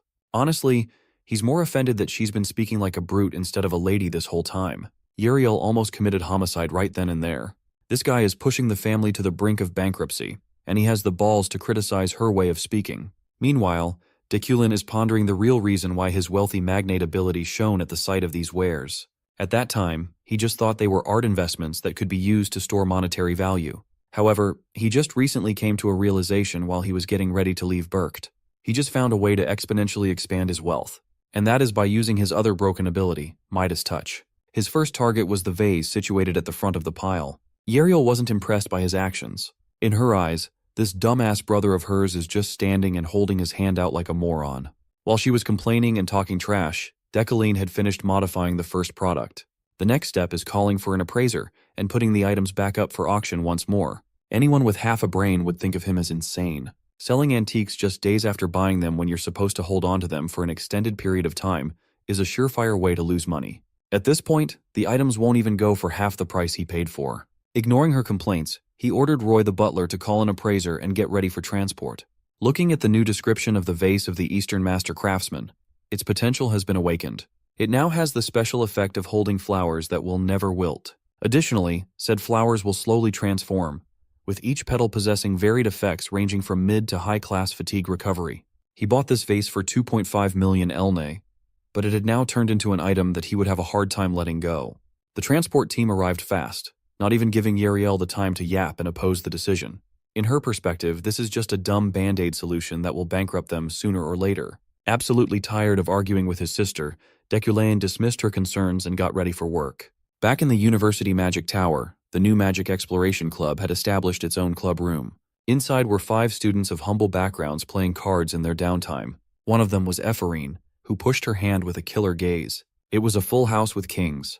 Her clubmates were taken aback. When it comes to cards, she is practically unbeatable. She'll do anything to be exempt from cleaning duties for a whole week. The atmosphere in the clubroom was cozy and fun. The students without noble backgrounds finally have a place for themselves. Sometimes Ephorine wonders if she's dreaming. She came from a disgraced baron family. She could not even afford to go to the academy. Ever since she entered the tower, she received constant hate. The ire of a noble student was one thing, but even most professors did not take kindly to her either. There were a lot of incidents that pushed her to the limit, even risking expulsion. To think that everything would pass and she would be able to have mundane fun with friends is simply bliss. Out of nowhere, she joyfully expressed how much she loved this ordinary magic exploration club they built. Her friend warned her not to be too boisterous, as they never know what can happen if someone targets them again. Speaking of the devil, a professor barged into the club room and saw a bunch of peasants having fun, and was incensed beyond belief. A student who looks like he's cosplaying as Deculein and failing snitched on the low-class commoners, taking up space in the magic tower and doing pointless poor people activities. Ephraim immediately recognized Professor Relin and that bastard Beck. These two are notorious for making an issue out of everything concerning commoners. Professor Relin looked at the ordinary Magic Exploration Club signage and was utterly offended for no reason. Though this isn't exactly a welcomed visit, Ephraim and the gang had already expected something of this sort to happen. They need to handle this slob honorably. So, she stood her ground and calmly explained that they were granted permission to create an official club. Professor Relin was beside himself. He knows no one who would co-sign such a stupid poor people club to be formed in the prestigious Magic Tower. Then, he recognized Ephraim as the lowlife from the Sylvia trial a few days back. Every time these so-called professors call her a lowlife, Ephraim gets closer to retaliating. Sensing her glaring eyes, Professor Relin found an excuse to label her an arrogant brat, begging to be punished. Julia knows her friend well, so she tries to make Ephraim avert her vindictive gaze to no avail. Meanwhile, the bitch-ass rat Beck is laughing at the peasants being reprimanded. Relin demanded to know who the hell would sponsor such an outrageous club as the man in question made his way to the room. Ephraim was the first one to notice who had just arrived. Meanwhile, the clueless pig, Relin, was still yapping and getting his disgusting spit everywhere. Professor Deculein arrived just in time to tower over the elitist professor and claimed that he was the one who co-signed the new club. He exerted horrific amounts of pressure on the pig and asked if there was a problem with him allowing a new student organization. His presence relieved the other students, but Ephraim still felt wary of the man. Relin felt his blood run cold in the presence of the awe-striking head professor. Deculein continued to press the plump bastard about the issue, for he had heard the demeaning demands from across the hall. The slick professor escaped home after getting harassed by his sister, and trouble kept chasing him all the way to work. He is not in the mood to argue with short-sighted people today, so he just lets his aura do the talking. He watched as Relin squirmed and thought of a way out. The plump bastard's attitude made a 180-degree turn, transforming into the kindest-looking educator and claiming that the clubroom was too empty. He claimed that the mages of the Imperial University's Magic Tower needed better equipment and furniture, which was why he had been enraged earlier. He just lost his temper because the precious students weren't getting the resources they deserved. So, he volunteered to take responsibility for changing that and furnishing the clubroom himself. Deculein just let the fat bastard dig his way out of trouble and repent. Now he has to grit his class's teeth and help the Commoners Club. On the way out, Deculein side-eyed the snitch student, Beck, and offhandedly commented that those akin to cockroaches will always act like one. After basically calling the kid a cockroach, he made his way to his office. Beck, the brat, did not take that harsh but true comment too kindly. Later that day, Professor Deculein conducted his first lesson since his return from Bercht. It had been a while since the students had had the privilege of listening to him. Among the crowd, Silva was lost in thought. Her classmates were whispering about the train incident that appeared in the Wizard Journal. The image of the whole train floating in the air was front and center. Everyone was wondering if Professor Deculein would regale them with the story of what happened. The old Deculein might have bragged, but the new Deculein is all business. With a telekinetically controlled chalk in the air, he began his lecture. The first topic for today is pure elements and magic interference. You see, as the name suggests, magic interference is the act of another mage interfering with another's power. Before they dive deep into the basic theory, Deculein had devised a practical preliminary test. Alan entered the room carrying a box filled with some sort of mineral fragments. With a flick of his finger, the professor manipulated the fragments with telekinesis. He carefully sent each fragment floating in front of each student. Of course, the kids were equally baffled and amazed at such a high-level utilization of magic. Sylvia wasn't so easily entertained, and Ephraim was more curious than awed. The professor explained that these floating in front of them were magic stones that cost 3,000 elnay each. He won't cast any other spell other than telekinesis, and they must try interfering with that magic to take the stone. Those who succeed may keep the expensive material for themselves. At the mention of making money, Ephraim was hyped beyond comprehension. She's just like me, for real. She would have screamed and shouted if her friend wasn't there to knock her down a peg. Deculein pretended that he didn't see such wild behavior, and he explained that blocking spells is just as critical as interfering with them. And so, the practical preliminary started, and every student tried their own method of extracting the magic stone from the telekinetic grasp. Silence filled the room as everyone was completely focused on their own stone. Deculein was able to stop a train from free-falling last time, but it hasn't been long since he memorized beginner-level telekinesis. He intends to use this test as a form of practice to familiarize himself with finer controls. At the same time, he's curious if his telekinesis could hold up against 150 debutante mages. Not to mention, this place houses only the most talented prospects all over the Empire. Two in particular stand head and shoulders above everybody else. Ephraim was solely focused on getting that damned magic material. Her scholarship funds are almost drained, so this stone would supplement her wallet nicely. While she is laser-focused on the cash, Sylvia is focused on beating her. Deculein's claim that Ephraim taught herself to overcome her own weakness still lingers in Sylvia's mind. Fueled by the desire to prove that she's no slouch, she refuses to lose. One is motivated by money, and the other is motivated by the desire to prove herself. Who will win? While the two were competing for first place, the rest of the class was struggling a lot. Most of them are trembling and feeling the pain of the spell keeping their grubby mana out. Alan praised his boss for not even faltering despite competing against 150 student mages. A lot of time had passed, and no one had succeeded in cracking his magic. Truthfully speaking, Deculein is starting to feel the strain of keeping telekinesis up. He didn't know that his debutantes would put forth all their effort to the point of bleeding out their noses. Finally, he felt one of his magic stones crack away from its telekinetic shell. The first one to succeed was the golden prodigy Sylvia von Josephine Ilad. Upon accomplishing what everyone else was struggling with, she immediately turned her attention to Ephraim. Seeing that she was still in the process of trial and error, Sylvia smiled with confidence. Today she is the winner in this one-sided rivalry. Suddenly, the professor's towering figure moved to her desk. Deculein personally congratulated her for claiming first place. He already predicted that Sylvia could do it sooner or later. The question is whether anyone else would be able to interfere with his control. Just as he was about to call off the practical on account of everyone's inadequacy, he was surprised to sense another one succeeding. The bright green light attracted his and Sylvia's attention. Through literal blood, sweat, and tears, Ephraim had succeeded in securing her free 3,000 elni. Sylvia felt pressured. There were only a few seconds of difference between their clear time. She can't be complacent. Meanwhile, the rest of the class looked like they were collectively shitting their pants. But their magic stones were unassailable. Some threw up on their desks, some bled profusely, and most of them passed out from exhaustion before Deculein announced the game over. He called his failures pathetic for not even making his stones budge. He urged them to take a break and clean up the stinking mess thoroughly. The students gathered themselves as best as they could and followed the professor's instructions. Julia asked Ephraim how she succeeded when everyone else aside from Sylvia lost their dignity and almost lost their lives for a simple practical. Admittedly, Ephraim almost failed too. She was just fortunate to have an epiphany in the middle of the process. She does not know much about telekinesis, but when she tries breaking through Deculein's magic, she feels like she has broken through something tangible. A few meters away, Sylvia's mind is going a mile a minute. She simply cannot accept that the one who ranked at the bottom of the previous exam caught up to her pace so quickly. She knows for sure that no special considerations were given to the girl. She suspected that the rumors about Deculein teaching the commoner girl in private after work sessions were true. If that's the case, then Deculein must have lied to her back in Berkt. She simply cannot fathom what the half-wit commoner has that she doesn't. The prodigious young lady of Illade had the gall to call Ephraim arrogant without looking at herself in the mirror. After all the puke and blood were cleaned up, the debutantes returned to their seats in better shape. In that warm-up practical, everyone tried their best to perform magic interference, but missed out on the easiest way to stop his telekinesis. The two people who were successful might have an idea of what he's talking about. The method is hidden in the mana.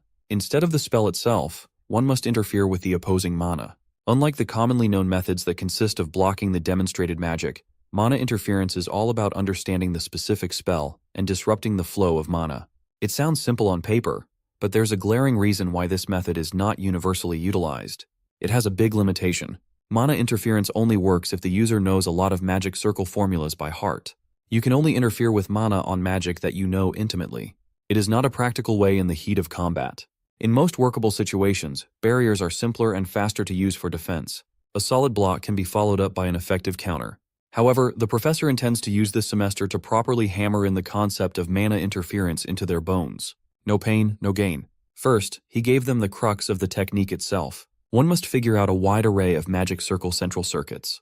These central circuits are formed based on the type of magic used, be it destructive or supportive. It also factors in what elements are being used. In other words, figuring out what central circuit the opponent is using at any given time would give them a free pass for interference. Once they familiarize themselves with this concept, the more complex magic interference should become easier. With that in mind, today's lecture will be focused on the central circuitry of commonly used magic circles. To demonstrate, Deculein displayed the magic circle of the spell called Stormblade All, a destructive type of magic with a circuit that combusts from the inside out. He moved on to demonstrating support magic, and so on and so forth. Meanwhile, his students were locked in, latching onto his every word and voraciously taking down notes. After 2 hours of non-stop show and tell, Deculein turned to look at the clock and saw that it was time for dismissal. There's still a little more content they haven't covered. But time is up. The debutantes simply wasted too much time on the practical earlier, plus the cleanup that ensued after. For now, they must rest and absorb what they have learned. Midterm examinations are coming up, and he will conduct an open practical before that. He warned everyone to study hard and commit to what they learned to heart, for it will be important down the line. He bade his students farewell and left. He's not one to linger when the time to clock out arrives. He's not doing overtime without getting paid. Oddly enough, his class hates it when Deculein ends his lectures on time. To them, it feels like being stopped halfway through a good poop session. As usual, Julia barely absorbed any of what the professor imparted, and Ephraim was lost in thought. Today, the wild commoner girl felt closer than ever to a huge epiphany. It's difficult to put into words, but she felt significant progress in her magic. She was having a nice day up until the snitch from earlier came to seek some more trouble. Beck, the ugly rat trying to cosplay as Deculein, did not even hide his disdain for the peasants. This time, the girls are not opposed to barking back at the moron. Beck had been all up in their business lately. He even brought Professor Relin in just to cause trouble the other time. He's simply a jackass getting overshadowed by commoners. It infuriates him that low-class people are doing so much better than him in class. Today, Ephraim is in a good mood, so she doesn't want to sully it by stooping down to the rat's level. That's what she was thinking before Beck brought up her family. He asked where she got the resources to bribe the professor to favor her when her house didn't have a penny to their name. This time, she's rearing to bust some ass and tear some smug noble's face off. Beck continued his provocations, bringing up the rumors about Ephraim's private lessons with Professor Deculein after hours. Naturally, she vehemently denied such scandalous allegations. Not far from the commotion, Sylvia was listening intently. If the rumors are not true, Beck demands a proper explanation for how a half-wit who didn't even come from the academy managed to outpace everyone. The smug bastard reckoned that the professor must have felt pity and gave the poor girl the Mana Stone as a gift. Since she has no home, a broke-ass orphan with dead parents can only scrape by through miserable means. At this rate, if Beck says one more word, Ephraim might lose control and commit murder right then and there. Refusing to back down with an air of arrogance, Beck dared her to make a move. Sylvia watched even closer as the conflict rose to its climax. Ephraim would have torn through Beck's conceited face with her bare fist if Julia wasn't there to keep her level-headed. She reminded her friend that another punishment would essentially spell an end to her career before it even started. At this important junction, Ephraim remembered the professor's advice that mages should maintain a cold and calculating disposition at all times. So she tried her best to rear in the rage and stayed her hand. She smiled and thanked her friend for keeping her grounded. She was worked up, but she's okay now. Ephraim just goes a little crazy when trying to converse with idiots, so she apologizes and pretends as though Beck doesn't exist at all. She led the way and invited Julia to get something to eat in the cafeteria. From a few seats away, Sylvia quietly observed and reevaluated Ephraim in her mind. Sure, the wild commoner girl managed to hold her temper, but that doesn't mean she's no longer pissed off. She really wants to teach that moron Beck a lesson he will never forget. Just as she was thinking of ways to deal with the elitist bastard out loud, she came across the golden prodigy, seemingly waiting for her to pass by an alleyway. Sylvia opened her mouth without a hint of conceit and asked if they could talk in private. Ephraim had no idea what this invitation to talk could possibly mean. She asked if Sylvia was trying to throw her hands again. Today is not the day for that, so if that's the case, she'll pass. Seeing how unreceptive she was, Sylvia just went ahead and asked her question of whether Ephraim was being tutored by Deculein outside of school hours. Of course, this allegation offended the commoner. She took it as another noble trying to pick a fight. The rumors don't even make sense. They have the worst student-professor relationship, so the secret tutorial allegations simply sound insulting. While Ephraim was fuming and rearing for a fight, Sylvia silently assessed her response. Upon seeing that the commoner was being genuine, she turned around to leave. Before going, she left Ephraim some relevant tidbits of information. As far as she knows, the professor hasn't stepped foot into a laboratory in 3 years. He hasn't returned once since Ephraim's father passed away. Blind as ever, the commoner took this info as confirmation that the scammer simply could not do anything right without her dad's help. He was a genius after all. Since Ephraim was so confident in her assessment, Sylvia asked if she knew that Deculein had been going to the lab every day for the past 3 months too. He cleaned the entire area, chose and hired an assistant, and even brought some new magical tools for research. That can only mean one thing, right? Ephraim was taken aback. Her mind immediately jumped to the worst-case scenario. Maybe the thief is going to extort her late father's research findings again. However, the scumbag Deculein everyone knew should not be capable of continuing such high-level studies himself. Still, this left her feeling an uneasy pit in her stomach. In front of Sylvia, she simply dismissed the matter altogether, projecting that this did not affect her one bit. Ephraim claimed that whatever the professor is trying to do in his lab is his business, and debutantes shouldn't pry. Sylvia could see through her act and hid her smile. After rattling her with an unexpected revelation and seeing her reaction, Sylvia bade Ephraim a dismissive farewell. The commoner was left to ponder the possibility of her father's legacy being exploited beyond his grave. Several days later, the continuation of the previous lecture commenced. The debutantes slowly petered out of the building and into the training field. Afterward, they neatly lined up under the sun for unknown reasons. None of them had a clue about what the professor was cooking up to require a class to take place outdoors. While everyone was wondering what was about to happen, Beck deliberately bumped into one of Ephraim's commoner buddies, making sure to knock her hard. This time, Ephraim was the one who had to rein Julia in to be the bigger person and let the offense go. A moment later, a calm and commanding voice demanded silence so he could start the lecture properly. As Professor Deculein mentioned before, today will be the last practical before the official midterm exams. With a snap of his fingers, he properly introduced today's lecture style. The tapestry hiding the stands fell from their clippings to reveal a sold-out crowd of spectators. As a surprise, the debutantes will undergo a public practical in front of countless people. Ephraim and the commoners had never seen such a large crowd gathering before.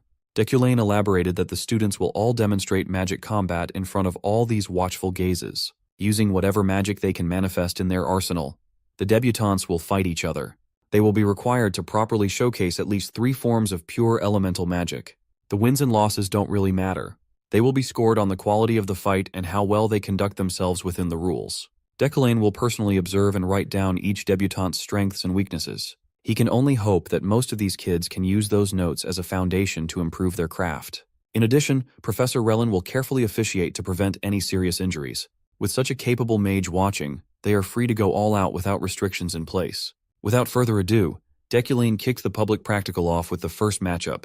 He called on to a random kid, Eurozon, and asked the flustered debutante who he wanted to go up against in the ring.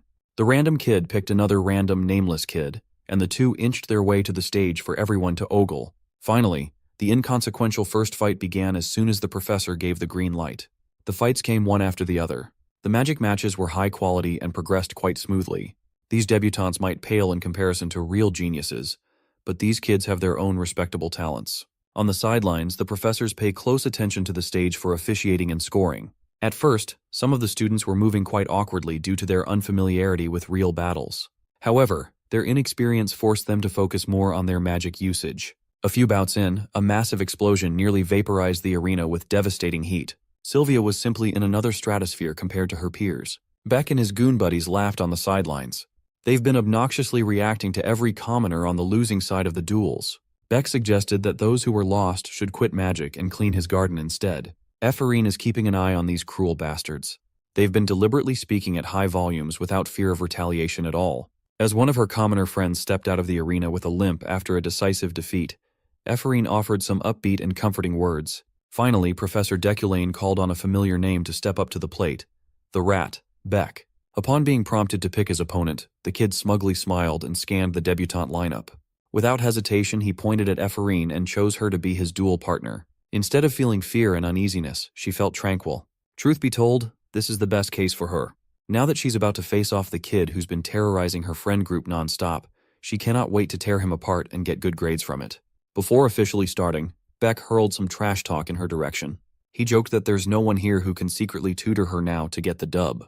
He's still clinging to that weak-ass rumor. Ephraim could not help but start to think that talking shit must be what passes as basic manners for spoiled nobles. Then, she hit him where it hurts. Ephraim called Beck out for trying to copy Deculein's style and failing miserably. Upon being called out in front of countless people, the kid squirmed with discomfort. Without giving him a chance to recover his composure, Ephraim activated her first spell, shining a green light across the entire arena. She intends to show Beck that his whack fashion matches his lame magic. With the thick air of animosity between the two, the next practical duel had commenced. Beck summoned a bright light magic circled in his palm and quipped that he'd help Ephraim meet her parents in the afterlife. She was a tad too slow to properly block, parry, or counter the fast attack. It sent her hurtling back to her corner. After knocking her down the floor, Beck continued his assault to keep her down there. With a cocky grin, He reveled at his own domineering show of strength in front of the crowd. He loved the cheering. This could have gone on forever, and he would have loved every second of it. But the reality has something gloomier planned for the brat. Despite all his efforts to take her down by force, it looked like the commoner girl was entirely unharmed. After coming to the magic tower, she's been pondering about this old saying she had heard before. A good beating perfectly suits a noble. Truer words have never been spoken. Using her own magic circle, Ephraim summoned some sort of gooey green slime lifeform stampeding towards Beck.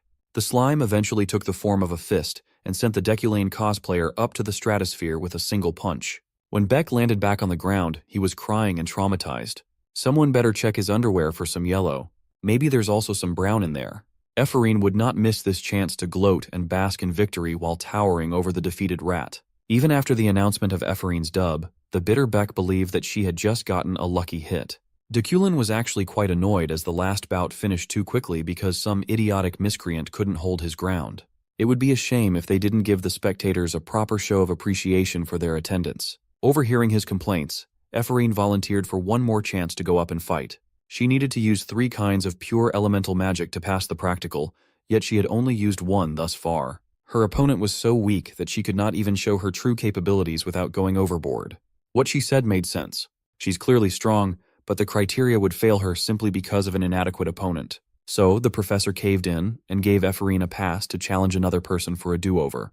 Without hesitation, she raised her hand and pointed at Deculein. With a confident smile plastered in her place, she loudly announced an unprecedented challenge for the professor. She already defeated the cosplayer. It's time to fight the real thing.